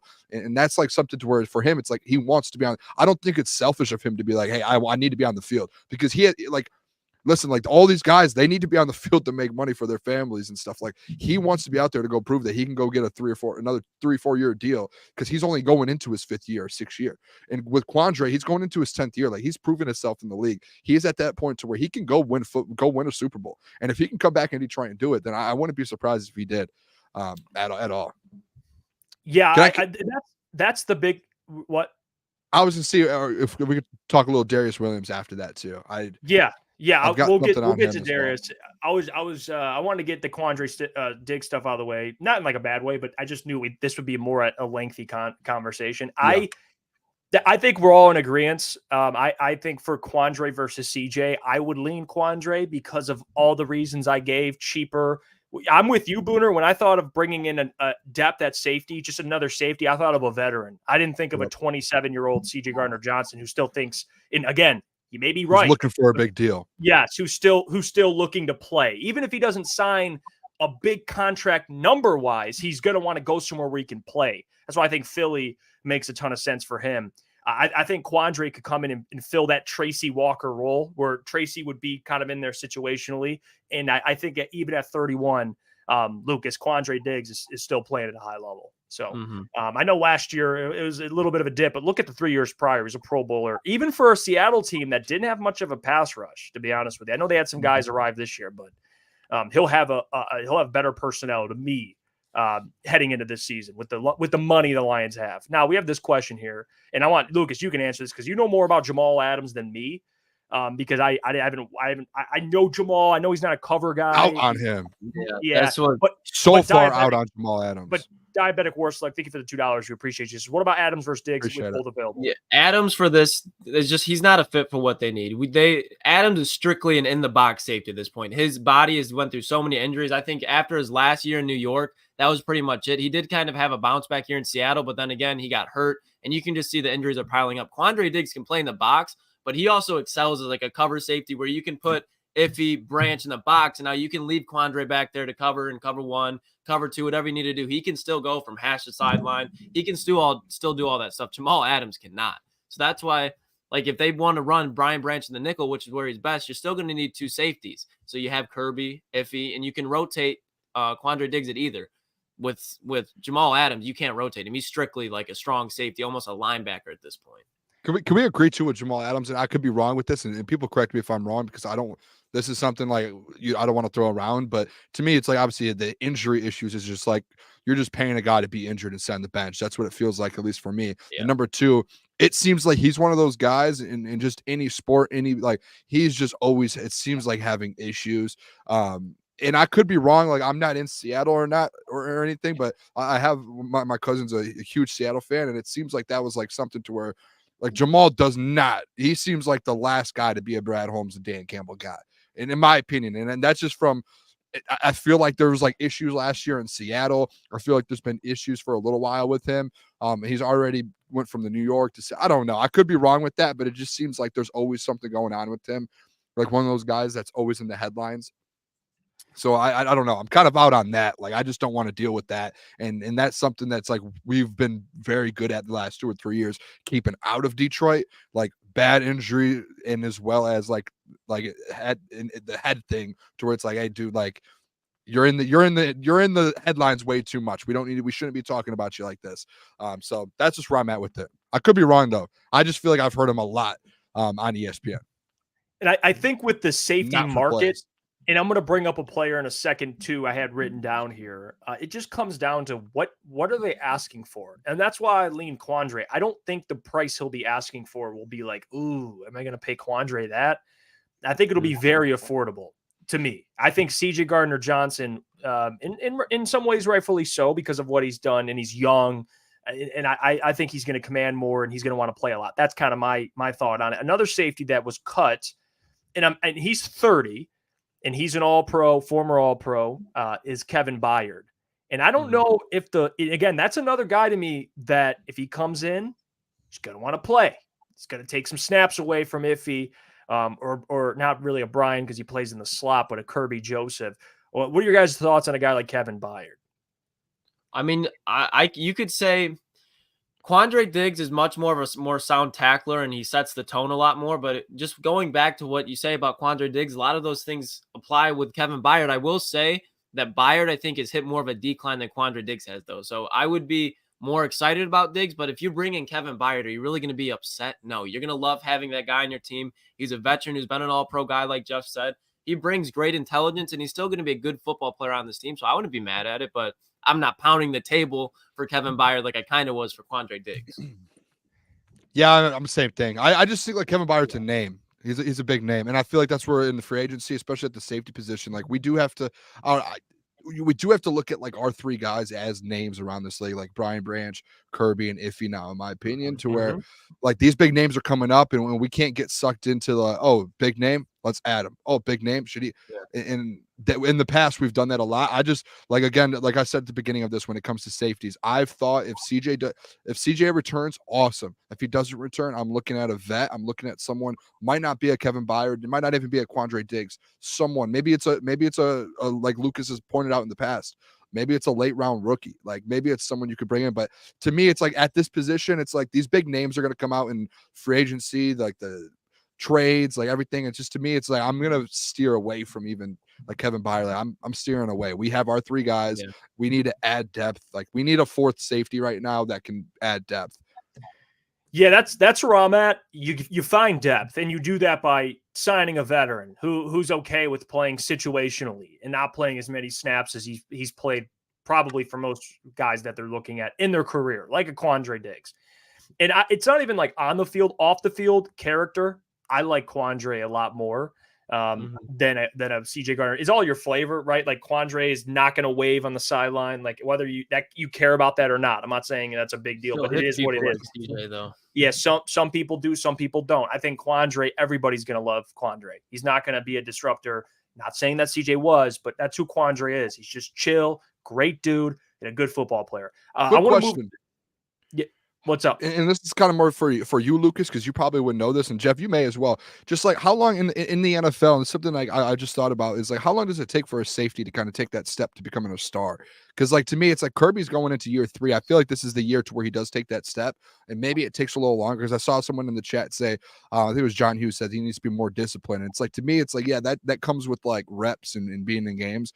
I think some of these guys, like Iffy, he's been hurt, but like what he did at the end, and Kirby, I think some of these guys take that next step to where we don't even have to think about adding these big names. I mean, it just depends on the player. Like you have guys that show up year one, even guys that will show up year one. Derwin James, and it's like his first couple of years, he shows up and he's a high caliber player. And Derwin James is still a good player, but then he starts to kind of decline. Same thing with Jamal Adams, we just brought up. It just depends on the prospect. But as far as like Kirby, and it's not saying he's a bad player. So when I say this, it's not like I don't see him getting much better than he already is, just because I think he pretty much is what he is. I don't see him just becoming a sure tackler like consistently. I still think he'll make the safe tackles, as far as like, they're not quote unquote safe because people want to bring up like TJ Hawkinson and the injuries to Tyler Higbee. But as far as like when there needs to be a play made, a lot of the times Kirby is able to put himself in position, and sometimes he takes chances and he whiffs, and that's his weakness. And I think that's going to be something that always follows him, just like it always followed CJ Gardner-Johnson. So for Kirby, I think I think he showed up right away in the NFL, and obviously he's going to get more polished, but I think he's close to his ceiling. I think too, with the safety thing, to kind of Lucas's point, depends on the player, depends on the situation. But you have a guy like, Kyle Hamilton, who first year didn't look great, second year popped off, and he's turned into one of the better safeties in the NFL. You have an Ed Reed who comes out rookie year, and he's Ed Reed. And then you have a Troy Polamalu who rookie year, second year Pro Bowl All-Pro, and he continued that. So I think by your first 2 years, you should be breaking out. To me, some guys may take 3. There's not too many examples where that's the case. I think most guys make an impact immediately, but the drop off is the thing that gets interesting, because it happens for different guys. Some guys maybe have a longer longevity, but in today's NFL, the athletes, like the athletes that are in today's NFL offensively, now with the rules being different for offensive players, like you better be in the best shape of your life to even play at a decent level in your 30s. Like, that's why I think even a Kevin Byard, like, look at where he was at to kind of 2 years ago. 2 years ago. Like, it's crazy. And a lot of that has other things that kind of deal with that. But to kind of get off of the secondary position and guys that are going to be available, I want to change the convo to some defensive linemen. Can we talk about Darius Williams a little bit? Yeah, go ahead with Darius. I just wanted to bring it up. I feel like we're going over that a little bit. I think it's a little more significant than we think based on the connections in Detroit. And I could be dead wrong. And I apologize, Jeff. I know you wanted to go to the next player. No, it's all good. I see it. You're good. Queued up. It's just with the Darius Williams thing. He does have some connections. So when it came out tonight or earlier today, I started getting comments on my Twitter that people were like, they're like, Brad Holmes, it goes all the way back to LA, to where Brad Holmes was one of the guys that was recruited, or not recruiting, but scouting him and bringing him to LA. And then it comes all the way to Deshae. I might pronounce his name wrong, but Deshae Townsend, who is now our DB's coach. And he was last year, he was his DB's coach and his corners coach as well. So like, I think it's a little bit more significant than we think. I think there's a chance Darius Williams, and I could be obviously completely wrong, but someone commented on my thing today and said, hey, he's not an outside corner, Booner. And then recommented and said, hey, Booner, actually, I'm sorry, he is an outside corner. He's just a little undersized. And I went and watched it, and I texted Lucas. I said, Lucas, I need a little breakdown on him. And I went and watched my own film on him. Spoon. No, you're good. And because I went and watched film today, and I was like, he's an absolute dog. Like, he's undersized, yeah, but what he does, like, he's a dog. And when you're looking for a guy across Cam Sutton, and if you want to bring a guy in and then as well draft a guy and have two guys, when I saw that, and then I started kind of looking at it, and I was like, all right, wait a second. He may actually be a piece that the Lions actually put higher up on their list than we think. That was why I wanted to bring him up. It's just, I think that's like actually within the next couple of weeks, you could actually see, hey, Lions are speaking with him. Lions might get a deal done. Now, the money wise, I think I saw someone like put out there that he's like $12 million a year or something, which if it's that much, probably am out on that. But I think there's something I think there's something to be like with it, that you actually might see Darius Williams be a Detroit Lion. Like, that actually seems like a legit thing. I mean, and I want to say this too with the Darius Williams stuff. He also, you mentioned the connections, like Deshae, of course, is another one. He was with the Rams before Brad joined the Lions, so like there's that as well. And I think you brought that up already, but there's like multiple connections there. I know, and I saw this too. He's more of a zone corner. I mean, regardless of how it works, I just think they're going to sign good football players. And I don't know how much, I don't think he would command, to be honest, like money where you're like, to me, the Lions signed one corner. They're going to sign one corner and draft a corner. That's how I think they'll approach this. That's what I actually think how they will approach this. Is it Darius Williams? Is it Kyle Maybe Fuller not. or Kendall Fuller? Excuse me. I know you like him a lot, Lucas. No. Just kidding. But who is it going to be, right? Like, what's the kind of the tiers with these guys? I'm curious where Darius Williams kind of shapes up in that. Yeah, I mean, Darius Williams, he's very. There's points where I love him. Parts of his games I love, and part of his games that I hate because he's 5'9". And again, he's a good player. But when you talk about, all right, now you got to start tackling Aaron Jones. We don't know who the Vikings are going to, if they want to bring in a free agent running back or even Ty Chandler. Okay, now you got to tackle Deontay Foreman. So he's going to struggle in the run game. He is 5'9", but the thing is, he's amazing at high pointing the football. He's amazing at tracking the football down. But when it just goes back to it where I see the fit, that's where Booner, like everything you said, like I could still see him being signed just because we talked about Emmanuel Moseley just by default being an upgrade. Darius Williams by default is an upgrade. So I don't think anybody's going to be complaining. Yeah. But at 5'9", the Lions last year, the whole thing was they were just getting torched on the perimeter by X wide receivers. I think he's going to have a hard time keeping up with those guys. When you look at Brian Branch, he's a nickel back. So they're going to want to keep him inside. So people talk about, oh, Cam Sutton, he plays on the inside. I don't think Cam Sutton's going to be playing a lot on the inside this year. So he's going to be on the outside. If you telling me that it's a secondary on the perimeter of Cam Sutton and Darius Williams, they're still going to be getting nuked all day by the Mike Evans of the world. And there's still going to be problems on the perimeter. So I don't hate it. I like the player, so he's not in the Kendall Fuller category. Like, I think he's a really good football player. But as far as the fit, I don't see it that much. But if he gets signed, like, I'm not going to be like, what is Brad doing? Like, if Brad knows how to make it work, then I'll trust This is what's going to happen. I could see it in my head already. Brad is going to go after a L'Jarius Sneed. I think we already know that, and everyone, like, that's been what's put out there, is he's going to go after L'Jarius Sneed. He's going to go after maybe a couple bigger corners. If that falls through and doesn't happen, I think this is the type of guy, Darius Williams, where it's like, all right, we need to get someone in here, him or Kendall Fuller, to where I know you might not like him, but like, we do need to get someone in here to play this. We need another corner on the other side to upgrade from Kendall Vildor. No offense, but like, you need to upgrade that position. This is an upgrade. Kendall Fuller is an upgrade to where if you can't land L'Jarius Sneed and someone else does, or some other big time corner in the league that's available right now and you can't land them, you have to go upgrade. This is that upgrade, and go draft a corner as well in the 3rd round. Go get a Max Melton and bring in Darius Williams and let those two play it out and compete and learn. Like, I think that's how it's going to end up going. And while we're on DBs, like, I'll bring this up because you kind of alluded to it a little bit, the L'Jarius Sneed stuff. And I've seen that I forgot who reported it specifically, but it was basically like the Lions are in play for L'Jarius Sneed. I almost said Darius. I'm used to Darius Slay. Man, that'd be nice if he stayed. Regardless, L'Jarius Sneed. Yeah, I'm curious with Brad, man. I am this offseason. Like I said, they're going to sign one corner. That's what I'm thinking. They're going to sign one corner. Is it a big time corner? Is it L'Jarius Sneed? Or do they go, hey, we're just going to put a Band-Aid on it, go get a Kendall Fuller, a Darius Williams, and then we're going to groom this rookie that we draft to kind of take over and be that corner next to Cam Sutton? I don't know. You could go either way. I know Jalen Johnson was, got that non-exclusive franchise tag, kind of like what John just put in there.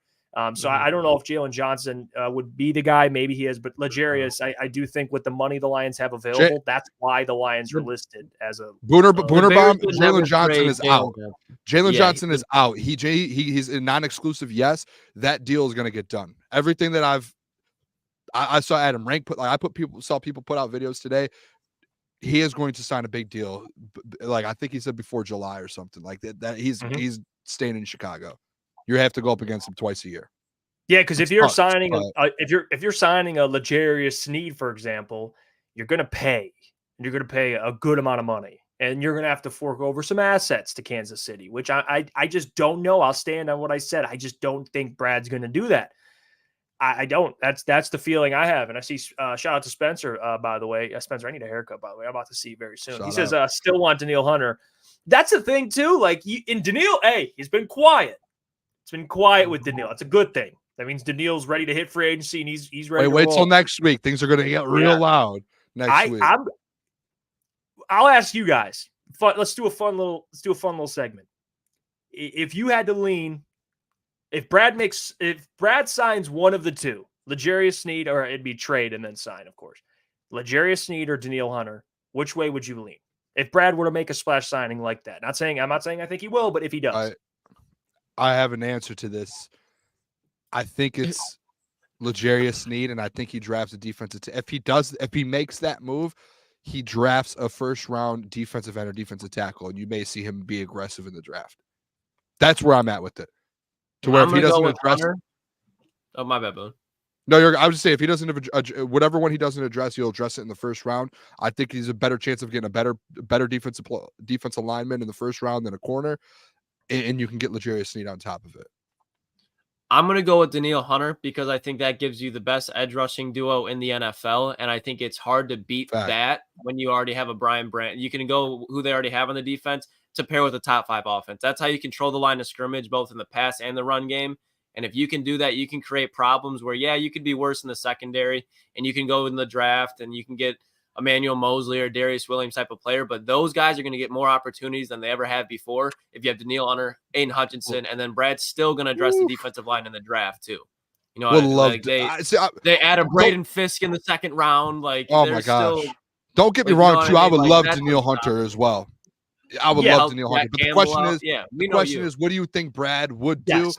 I would rather have Danielle Hunter. I want to make that very clear. I would rather have Danielle Hunter. But I think Brad's going to go the route of getting a big time because of all of these reports saying the Detroit Lions are looking for a high end corner. Like, that's coming out from the combine. So I'm going to go. I think he'll do a corner. I would rather have Danielle Hunter.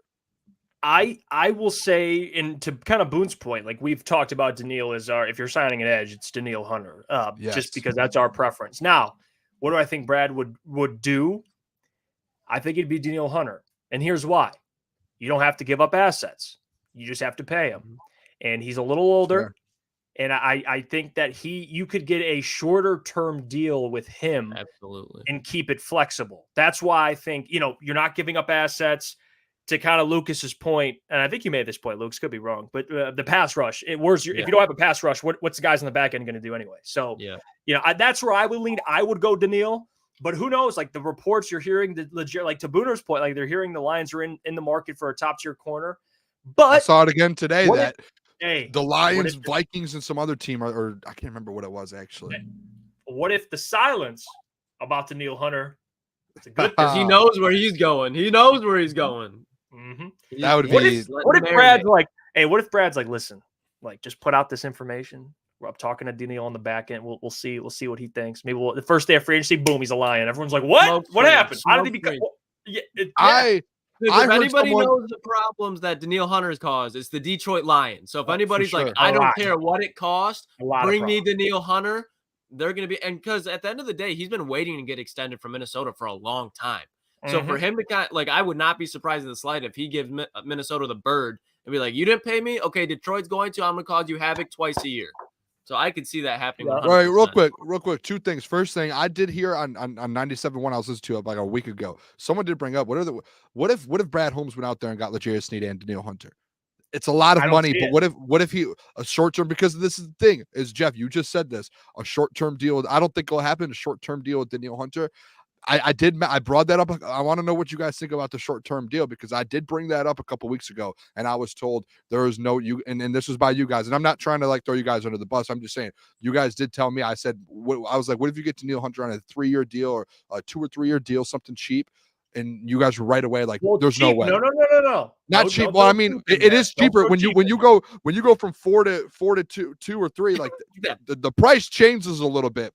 But you guys said, Booner, there's no way you get, because the thing is, when Jeff and I'm not trying to, I'm just going off of our past conversations about Daniil Hunter, was I said, let's do a 2 or 3 year deal.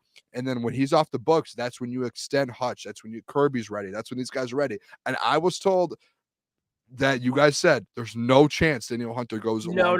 Short-term deal.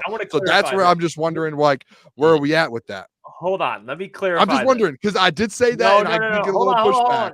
And I'll flip Booner. I'll go Booner on Booner. I would love a short-term deal with Daniil Hunter. I'm just answering the question. The question was Daniil or L'Jarius Sneed. I don't think Brad will make a big-time signing this offseason. That's not what I think. And we kind of talked about that. But also, if you're saying I can get Daniil for cheap, Booner, when I didn't say cheap, I don't mean cheap money wise. What I meant was, because the whole question was, I was told when I said a shorter term deal, a 2 or 3 year deal, you guys all were like, there's zero chance he does that. He's looking for a bag. And today it's, hey, maybe if you can get him because he's a little older for 2 or 3 years, that's good. That's why I'm just wondering, because I would love to get him for a cheap, like 2 or 3 years. I would love to. That was my original thing about a month ago was, hey, there's no way it's happening though. But you just said it. You both literally just said, we're answering the question. He's older. Get him on 3 years. I'm not trying to start an argument. I'm just saying, like, listen, I'm just you guys literally, you, let's rewind the tape. Hold on, if someone in the chat wants to rewind it, you guys said if you can, he's older, so you can get him on a smaller deal for 2 or 3 years. Please, that was just said. Okay, well, here's the thing: they can rewind it because I never said that. The question was, would you rather have L'Jarius Sneed or Daniil Hunter? I brought up how I want Daniil Hunter because he gives the best edge rushing deal in the league, that controls the line of scrimmage, and that helps the secondary. I said nothing about money, or I strictly talked about which player I wanted. Jeff said that. I don't. Jeff. Someone said he's older. We were talking about the reports on Twitter. That's why I'm saying, like, the reports might be saying that you're not getting Daniil. All right, let's move on. I did say that, you're gaslighting. Bro, like what? There's like rewind it. Well, I know for a fact I never said that. Because I know that's not a possibility. Daniil Hunter's not taking a cheap $2 to $3 million deal anywhere, nor should he. Question, Booner, we're answering the. I'm not saying cheap. I'm saying a shorter term deal. I don't think he will. You guys literally just said he's old. I'm not trying to turn into like, I'm not trying to like have like a breakdown. Hold on. You can't do that. I'm just saying what you guys said. Hold on. You can't answer a question and say, I love Daniil. I'm just answering the question, and then come at us for answering the question. We're answering the question. L'Jarius Sneed or Danielle Hunter. I understand that. And you answered This it with, isn't- I feel hold like on. Brad Holmes. Let me just talk for a second. The point I was making, Boone, was L'Jarius or Danielle. If you want me to say what I think will happen this offseason, I've said it 1,000 times. You're not signing neither. That's what I said, and I'll stand on that. But the question was, to quote Booner, I'm just answering the question, L'Jarius Sneed or Danielle Hunter? We said Danielle. How is that hard to understand? That's just I don't know where the 2 to 3 year thing's coming. Like, I don't know. I don't understand. That's the thing. Let's go to the next segment. It's just next segment. It's just we're having a conversation about it. Now you guys are saying you didn't say it. I didn't want to get mad about it. I was just literally. I just told you. I said that. I don't think Brad's going to do any of that. I just said it. But the question was, I understand what the question was. Jeff, I understand. You literally said, "Hey, I think Brad would go to Danielle Hunter because there's a chance that he's older and you can get him on a 2 or 3 year deal." That's all I'm saying was, hey, if that's a thing, then I'm in on Danielle Hunter. If you get him for 2 or 3 years, I said that a month ago, and I was told by you guys there's zero chance you get him on 2 or 3 years. So that's where I was like, okay, it would be nice if that is a thing now. And the reason I brought it up is because if you guys all think that's a thing, and that's why I wasn't trying to get mad. I wasn't trying to argue. You guys just started getting defensive. You guys put these walls up. All I tried to, my whole point with this was, if you can get him on 2 or 3 years, I am all in on that, because then you get that price on a 2 or 3 years. Now, when he leaves, Hutch is going to get re-signed. Now you can start re-signing guys. Like, that makes more sense, because I said that a month ago, to where if you can get him on a 2 or 3 year deal and he's willing to do that. But like I said, you guys said earlier, like, that was not even an option. So it wasn't me being like, oh, I'm going to go at you guys. That's why I preface it. I'm not going at you guys. I'm asking for clarification. You literally just. I was asking for clarification to where ago, but we didn't say it. That's what I said. I already made it clear, Boo. I'll say it. Move on, Jeff. Let's move on. Okay, I just think that was an attempt at a gotcha moment, and I don't think it was. It was not. It was. Hey, if it's Jeff, you're putting these walls up where it's not a gotcha moment. It was a moment to where, if it is 2 or 3 years now, I would love to do that. Just say that. Why do you got to go back and be like, "What you guys should do"? Just say that. Because that was with Booner, my whole thing was just, I never said anything about 2 to 3 years. Like, I never said anything about numbers, period. That's why I was just like, bro, what are we talking about? What are we like? That's why I was like that, because I didn't say that. That's why I was like, bro, what are we talking about here? I never said that. It was a miscommunication. I don't know. I'm just, and by the way, I'll make it. I just was answering the question. All right, next conversation. Let's move on. Quit talking about it. Let's move on. Okay. That was just wild to me. Yeah, I don't know. I thought we were just answering the question. But here's another report. Speaking of defensive linemen, Christian Wilkins, defensive tackle, not getting franchise tagged by the Miami Dolphins. Sources say, as per Ian Rappaport, meaning the longtime pillar of Miami's defense will be a free agent. Wilkins will be one of the top free agents regardless of position. And he had a season last year, 9 sacks. He's not a Chris Jones level where he's going to command he might try to get it. I don't think he will. Chris Jones-esque money where he's getting paid $30 million.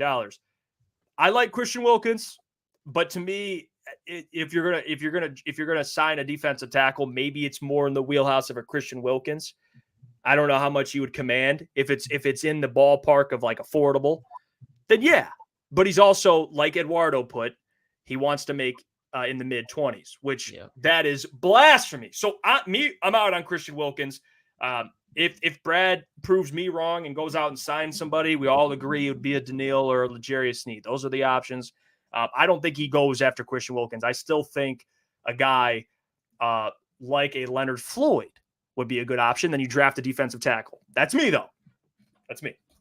Yeah, I love the idea of it, but to your point, Joe, I think Christian Wilkins is one of the best defensive tackles in the NFL. But that you're going to have to pay that money. And to your point, you can, especially with the Lee McNeil already in that defensive tackle room, just draft a guy that you can get for cheaper money that you can develop, and he'll be around here for longer. If you sign a Christian Wilkins, to your point, you're taking Leonard Williams, Darius Williams, Stephon Gilmore. You're taking those guys off the board, especially if you're Lions fan, you still want him to go get a L'Jarius Sneed or Danielle Hunter. So I love Christian Wilkins as a player, but I just don't see this being a possibility whatsoever. Christian Wilkins. I'm with the money thing. It's like, where are you going to put your money at? And it's like, are you going to spend money here and then as well as corner and as well as safety and like where, like all these different spots? So Like I would rather draft a defensive tackle to go next to Aleem McNeil. That's where I'm at with that. I'd rather use a first round pick and go get a defensive tackle and get someone next to Brodric Martin. Or Matt the Mac. That's where I would rather do that. So hey, I'll sign Bradley Martin too. I'd say Brodric Martin. Hey, Bradley Martin, he might be better than he might be better than Benito Jones. No, actually, that's disrespectful. That's disrespectful. Actually, I'll take. Hey, that's me. That's on me. That's on me. Acting like Benito's Levi. No, but hey, well, yeah, that's true. Josh Pascal though. Hey, Josh Pascal. Hey, that's a bright spot that me and you can break bread on Josh Pascal. Yep, Josh Pascal. I think this year will be a lot better. Hope. But speaking of the defensive tackle position, I think they'll address that guys in the draft. I think Booner's guy, Devondre Sweat. I know we keep bringing him up, dude. And Drazan Newton or Devondre Sweat. Those two guys. Braden Fisk. If the Lions go get a defensive tackle, those are the options to me. I don't know if they sign. Maybe they do, but I don't think they will. It feels like a deep defensive tackle and interior tackle draft to where it's like, why would you spend money on it right now when it's deep? And like, if you do need to, like, you can go get an absolute dude who can fill that hole. And then next year, like if he doesn't work out or you need another piece, then you can go address that next year. But like, you can get an absolute dude who's going to be able to help you out. Sorry. I'm disappointed in you, Jeff. You forgot a name.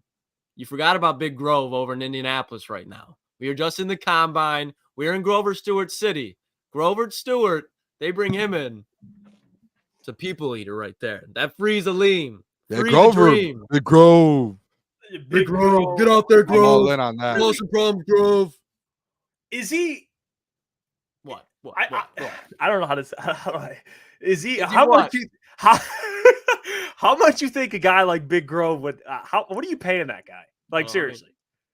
Like I'm curious. Grover Stewart.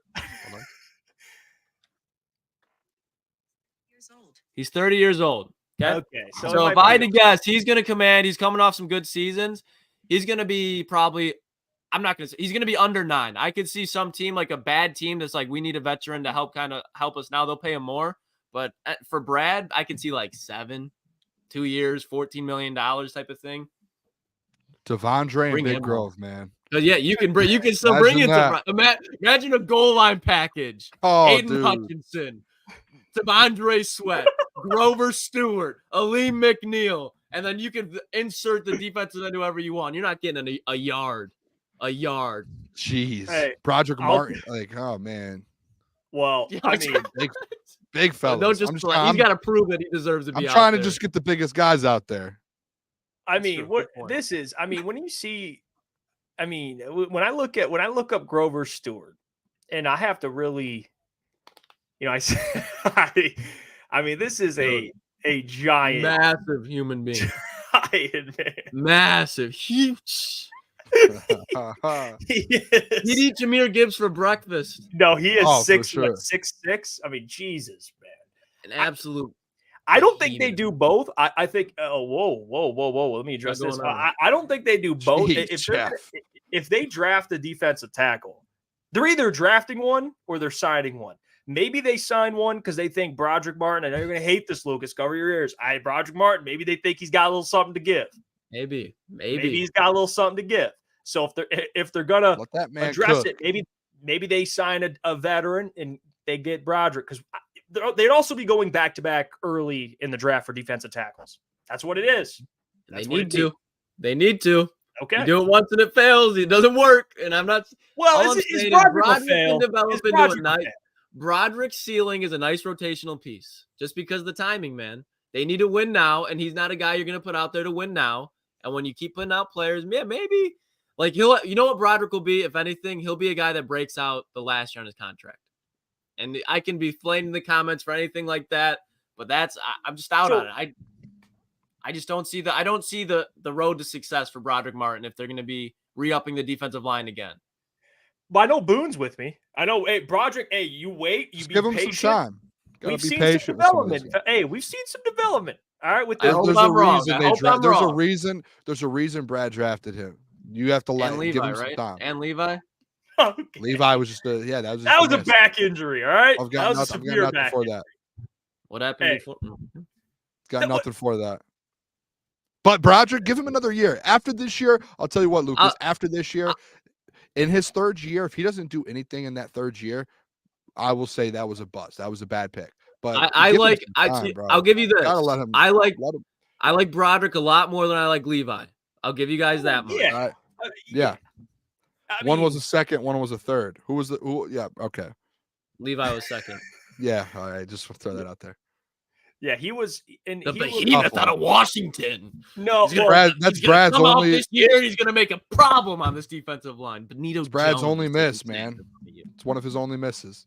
Yeah, and I'm not blaming Brad. I'm not. I don't want to make it seem like that. He's going to miss. It's just ironically it was on the interior defensive tackles.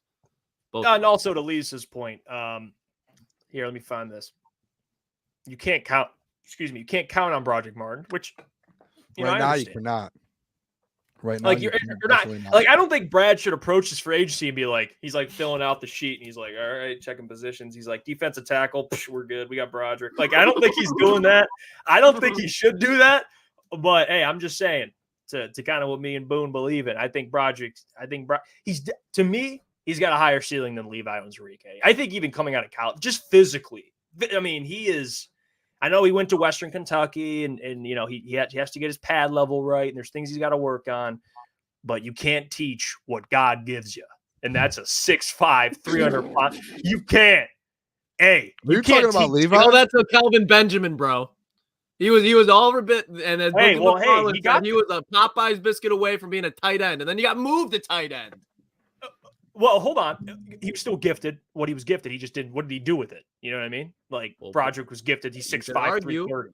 What did Kelvin Benjamin do as a rookie compared to Brodric Martin? Just saying. Okay, you know what? I'm not even, hey. Man, just saying. Why don't we just give Brodric some time? Well, that's fair. That's fair. Hey, I still stand by what I said. Do you guys, and real quick, before we get to Mailbag, this is a fun little thing, and this is also something that Booner reported on. You can follow at Booner Sports. He's been crushing these reports here, and this is per Jordan Schultz, who put this out initially. And here's the thing, guys, with Saquon Barkley. And this falls right in my wheelhouse, fellas. NFL news, Saquon Barkley set to free agency for the first time in his career. The New York Giants will not place the franchise tag on him per Schultz_report. Barkley joins a running back class, free agent class with potentially Derrick Henry, Josh Jacobs, Tony Pollard, Austin Eckler. This free agency class of running backs is stacked, but there's a reason. You know what? There's a reason. You have a hatred for the running back position. I don't listen. I'm just realistic. There's a reason, right? There's something that happens. I find out why. All right. Why is Saquon not being resigned in New York, even though he's been their entire offense while Daniel Jones has been there? Why? Because they don't see value in paying him. You know what I mean? Like, and Saquon is like a great example because he's still in the prime of his career. But like Derrick Henry, I guess you could make an argument. He's still Derrick Henry, but he's a little older. But Saquon Barkley not returning to New York, boys. Well, you know what? I feel like Saquon Barkley would still be on this team if you don't sign Daniel Jones to a 4-year, $40 million contract. Yeah. I think and I'm with you, Jeff. I see what you're saying. But you can just move on. Like, I think Saquon's going to get signed to another team, and he's going to produce, and he's going to be very good. Like, I still think Saquon's a good player. So the Giants right now, when offensively, outside of Saquon, I want you to name me their next best weapon. Was it Darren Waller in the 5 games that he played this year? Was it Wan'Dale Robinson, the great second-year wide receiver out of Kentucky? Hey, maybe Slayton. What about Darius Slayton, the speedster?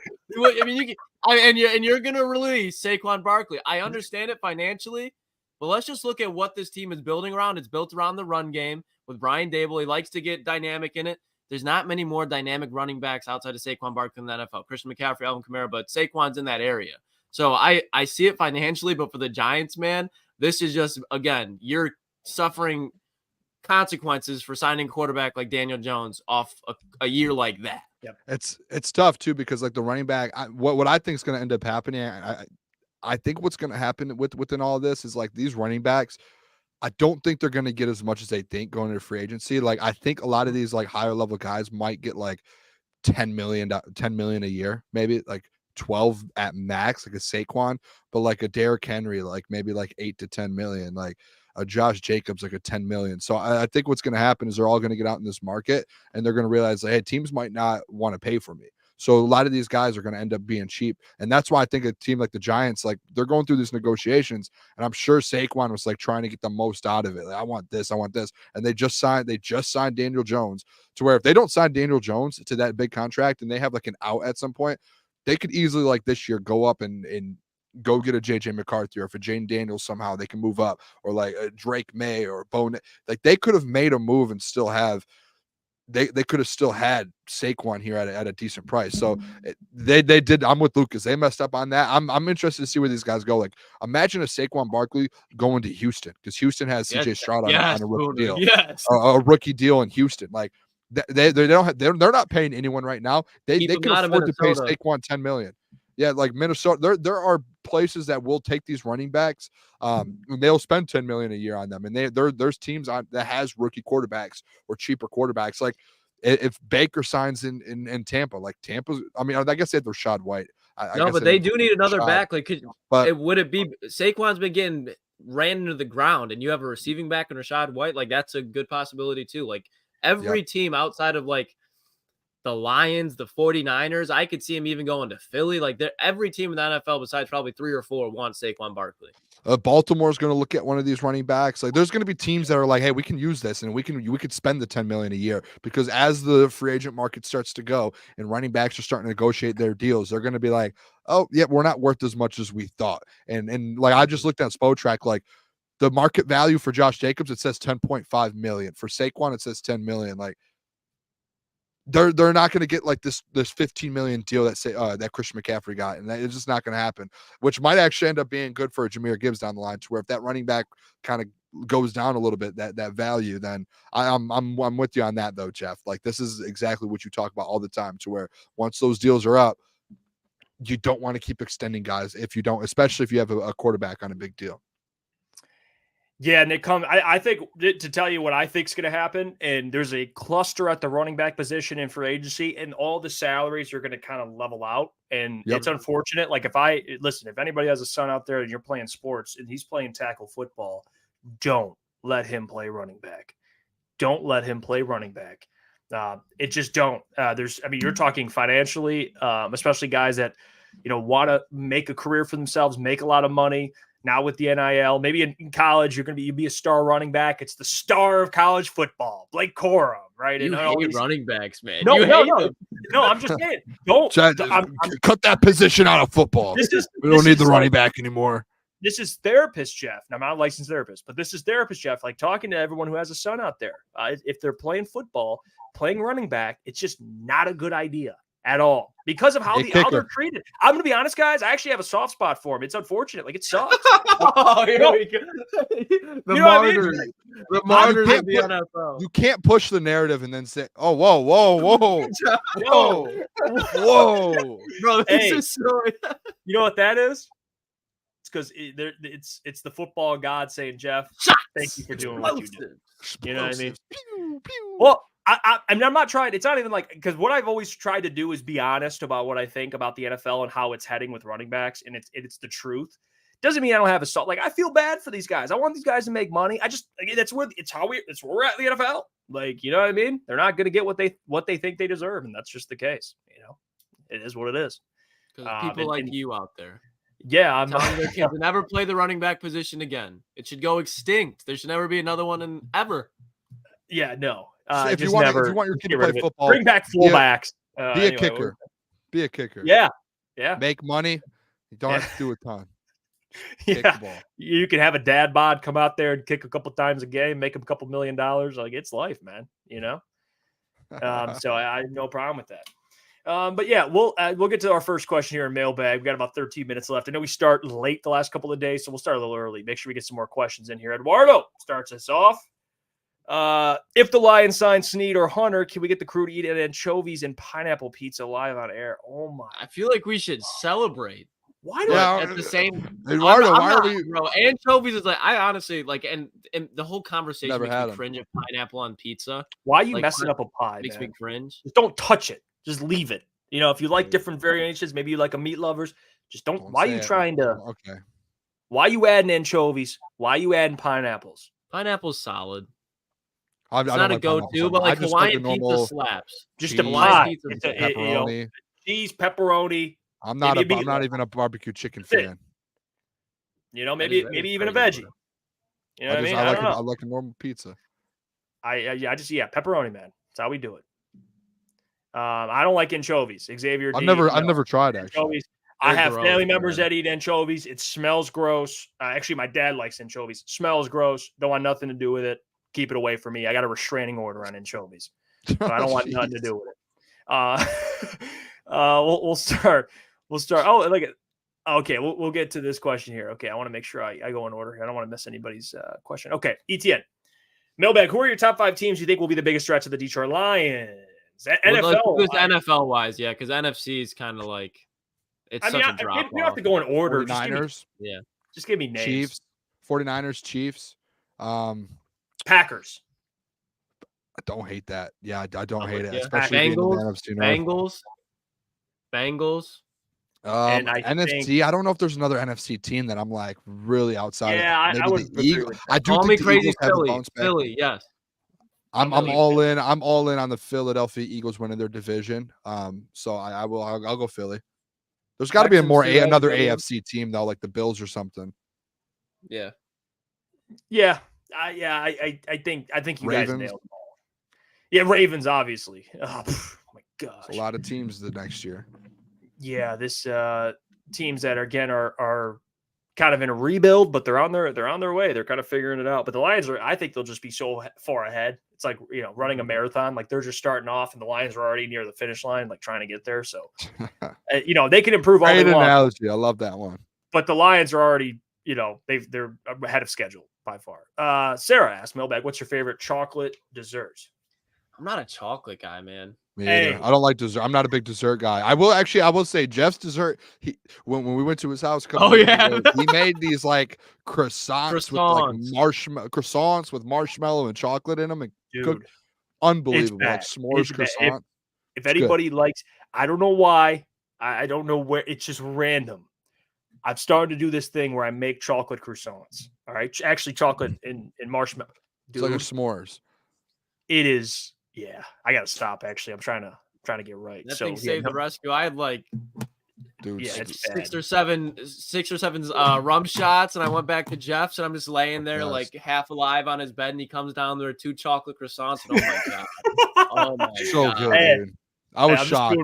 I'm just doing my job. You know what I mean? Trying to help the boys out. Yeah, Boone tried it. He was like, I need another one. I went back for a couple more.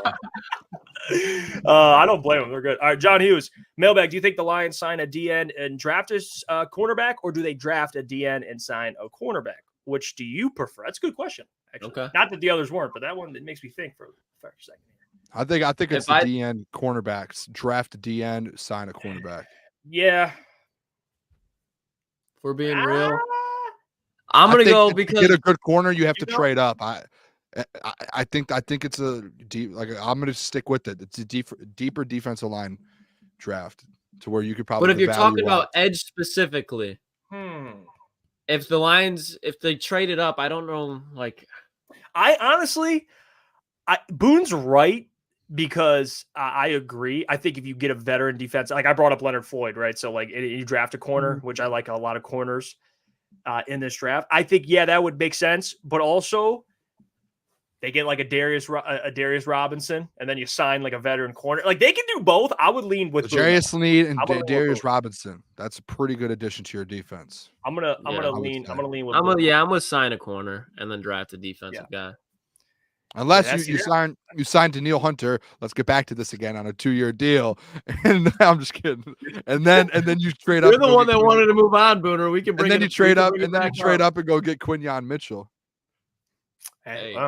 That'd be a home run. I'm talking the fella's language. Here we go. Jared. Appreciate you, Jared, by the way. He says, Mailbag, I am hearing heavy talks of Bryce Hoff, Frank Louvu. Have you, gents? And what'd you think if this happened? And Boone? I've not heard anything. That's something I've not heard of. So I me and Lucas got a history with Frankie Louvu. All right. And this goes back to our good friend, love him to death. We love him to death, Sam Flannel. And Frankie Louvu, when they played the Panthers, I think Sam Flannel said, watch out for Frankie Louvu. And we sat there like, who? And I remember this actually. He didn't have a bad season. He didn't have a bad season. But if we're talking heavy talks of either, I know Bryce Huff and Frankie, they've been I've seen some rumors, but no, I like Boone. I haven't seen anything, and Boone hasn't told us anything. But Bryce Huff, I would rather have Bryce Huff. Yeah, I think Bryce Huff falls in the same level as Leonard Floyd. I think Leonard Floyd's a little bit more valuable because he's been on a Super Bowl winning roster. He's been around the league longer, and he brings more to that aspect. But Bryce Huff, I think, same tier.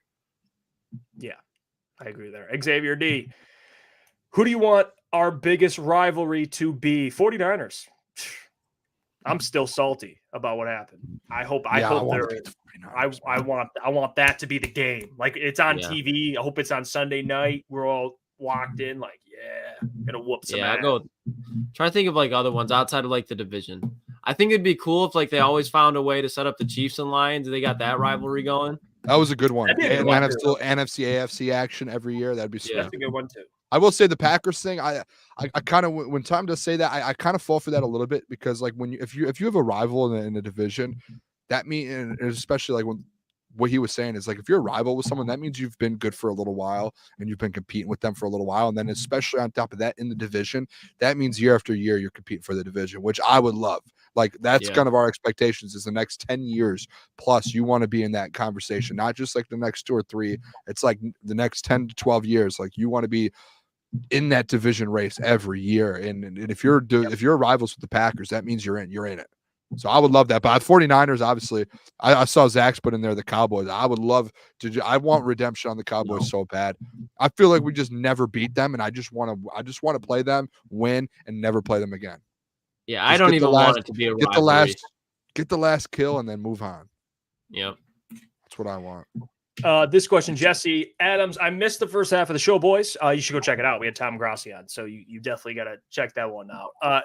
But do you think the Lions will try to get Christian Wilkins? We said no on that one. Mm-hmm. Second question, Jeff, you betting and watching this stacked UFC card Saturday? I'll actually be with the fellas. Me, Boone, and Lucas will be together.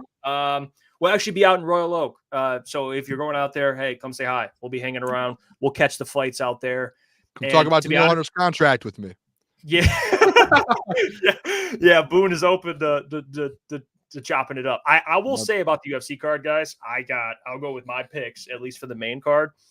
Peter Yan, easy.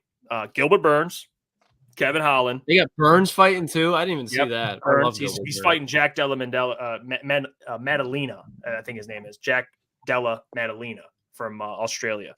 But I'm gonna go with my guy Dustin Poirier, and then of course Sugar Sean. I mean, come on, man. Give me Sugar Sean. That's all I care about. Dustin's probably my Defend favorite that title, baby, in the UFC. So shout out Dustin Poirier. Poirier is. Yeah, I would say Dustin. I've always been a big John Jones guy, but Dustin's like a guy that kind of like your what would be like a comparison, like someone that you always like a Jawan Jennings. Not saying he's that level, but like he's not like your favorite player, but he's like, I love when this guy's I'm locked in. I'm ready. Yep. Yep. All right. Let's see. Jonah asked a question. Actually, no, we'll go to Jay Cruz and let's see. Jay Cruz in 71. He says male testes. That's a crazy name for it. Do we sign a big contract for Doom Hopes? I don't know what that means, but if you're asking, you have to rephrase that. But if you're asking, do we sign a big contract this offseason? I'll say no. Booner? Nope. Where are you at on that? You said no? The only one that there's a chance at is L'Jarius Sneed, and I again I tweeted it out. Shake said no.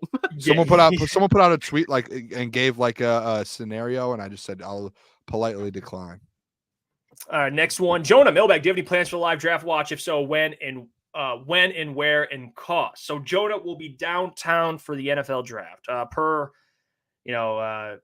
Really our friend Scotty from Questionable Tees. He's hooking the boys up. He's a legend. He's hooking the boys up. He's the man. Speaking of guys that we really do appreciate with this kind of journey we've had, Scotty has been a big one. I'm actually going to talk to him. I'm going to call him tomorrow and kind of catch up with him, kind of talk with him. He's going to give me some advice here on the merch, and then I'll kind of discuss more about the draft. We're in kind of preparing for it right now. We'll be at Bookies on the 3rd floor. Remember that, guys. Bookies on the 3rd floor. We'll have a live show there. Lukas Gentry will be on Man on the Street stuff. They'll be talking to the people, hanging out. They'll be coming on the show. You know, it'll be a lot of fun. A lot of fun down there. Tickets, I will get you guys info on because we're going to start promoting it with Scotty on this show, on our social media. So just stay tuned, Jonah, for that. Should be coming soon, I would think, because it's in about a month. Yeah. So I don't know. I don't want to give out like at the wrong price. I'm not even going to assume, but just wait on that. And yes, it'll be ticket only on that 3rd floor. So you're going to want to get in. You'll want to experience what's going on. It's going to be a lot of fun. Hunter Dart Mailbag. What will get Jeff more bricked up? A chocolate croissant or the Danielle Hunter signing? I would say right now it's chocolate croissant. If the Danielle Hunter signing comes out in its 2 years, it's the Danielle Hunter signing. Yeah, that's fair. Yeah. The chocolate croissant, man. Those are, I'm not like a big like coffee drink. I'll drink, I'm not a huge coffee. It's kind of a disappointment. I mean, my whole family, that's huge. Like an espresso, like I should be drinking coffee. I get it. I'm Italian. I don't like coffee that much.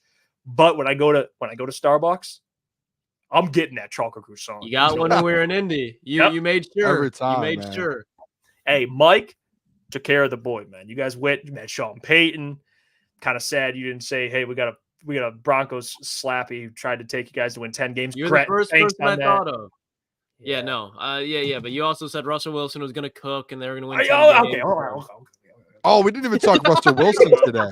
We didn't even talk Russell Wilson. Russell Wilson just out in the middle. We haven't talked him since. I don't know if we have time, but he is going to be in Minnesota for sure. He's going to be in the NFC North. I'm convinced. I'm with him you. Or them or the Raiders, I think. Yeah, those are the only 2 teams I think that Steelers. He was good in. No, I don't think the Steelers. Him and Arthur Smith. There's zero chance. Zero chance that works. No chance at all. Mike Tomlin, veteran quarterback. Mike Tomlin and Russell Wilson might be the 2 opposite people in this whole world. Yeah, very true. Okay, whichever team outside of like Minnesota, Denver. Well, Denver you can take out because you're just there. Minnesota and then Vegas doesn't trade up for JJ. I think that's who Russ goes to. And even if they do trade up, maybe we keep talking about on this show. JJ sits for a year and learns. Maybe that's the guy he learns behind. Is just let Russ come in. Take a year because it's a year though. You're paying him. You'd pay him 1 year veteran minimum. Yeah. He's going to be a 1 year like $1 million. No, you think he only signs a 1 year? Like strictly he will sign. Yes, because right now what's happening is Denver has to pay his salary. Denver this year is going to be paying like $39 million, and the next year 45. If a team signs him, then that takes off Denver, and then that team has to. So basically, essentially, like he's going to be making no matter what next year about. I think it's 39 that he's making through Denver. And if he signs a veteran minimum, that's $1 million. It's like $40 million next year. And it's not like there would be no reason for him to go into a place and ask for money because that'll go against that team's cap to where he can go in and say, hey, I'm getting paid $40 million next year. I'll take that. And you guys can go get more players because I'm only taking $1 million of your cap. Like that wouldn't make sense for him, like as a leader, as a quarterback to go in there and be like, why would I do that when another team's paying $40 million of my salary? I do want to answer this real quick before we end the show. Coach Walk 37 Mailbag Wins merch coming out. I'm glad you asked. So again, the designs are all done. We got those wrapped up. And I appreciate you guys for being patient because we're excited, super excited to get this merchandise out there and get it to the people and start wearing them. The full selection I'll have more information soon. I'm supposed to have a meeting tomorrow with our good friend Scotty and kind of get some what steps we should take moving forward. Merchandise is something that we're not as familiar with, so we want to take the cautious approach here and kind of figure it out.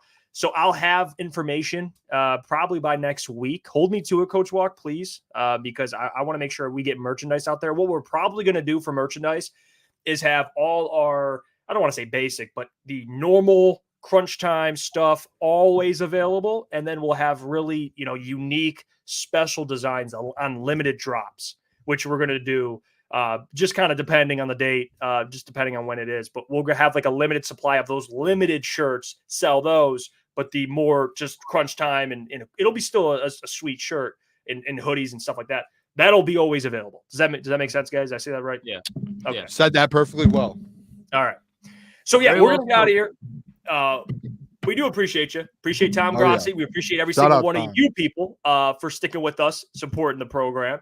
We'll be back tomorrow, Wednesday, with John Macroon, who'll be joining the program. We got another great guest joining the show. But again, man, Tom Grossi, appreciate him taking the time out of his busy schedule, joining the fellas, and it was a blast. Great person, dude, man. Everything he does is awesome.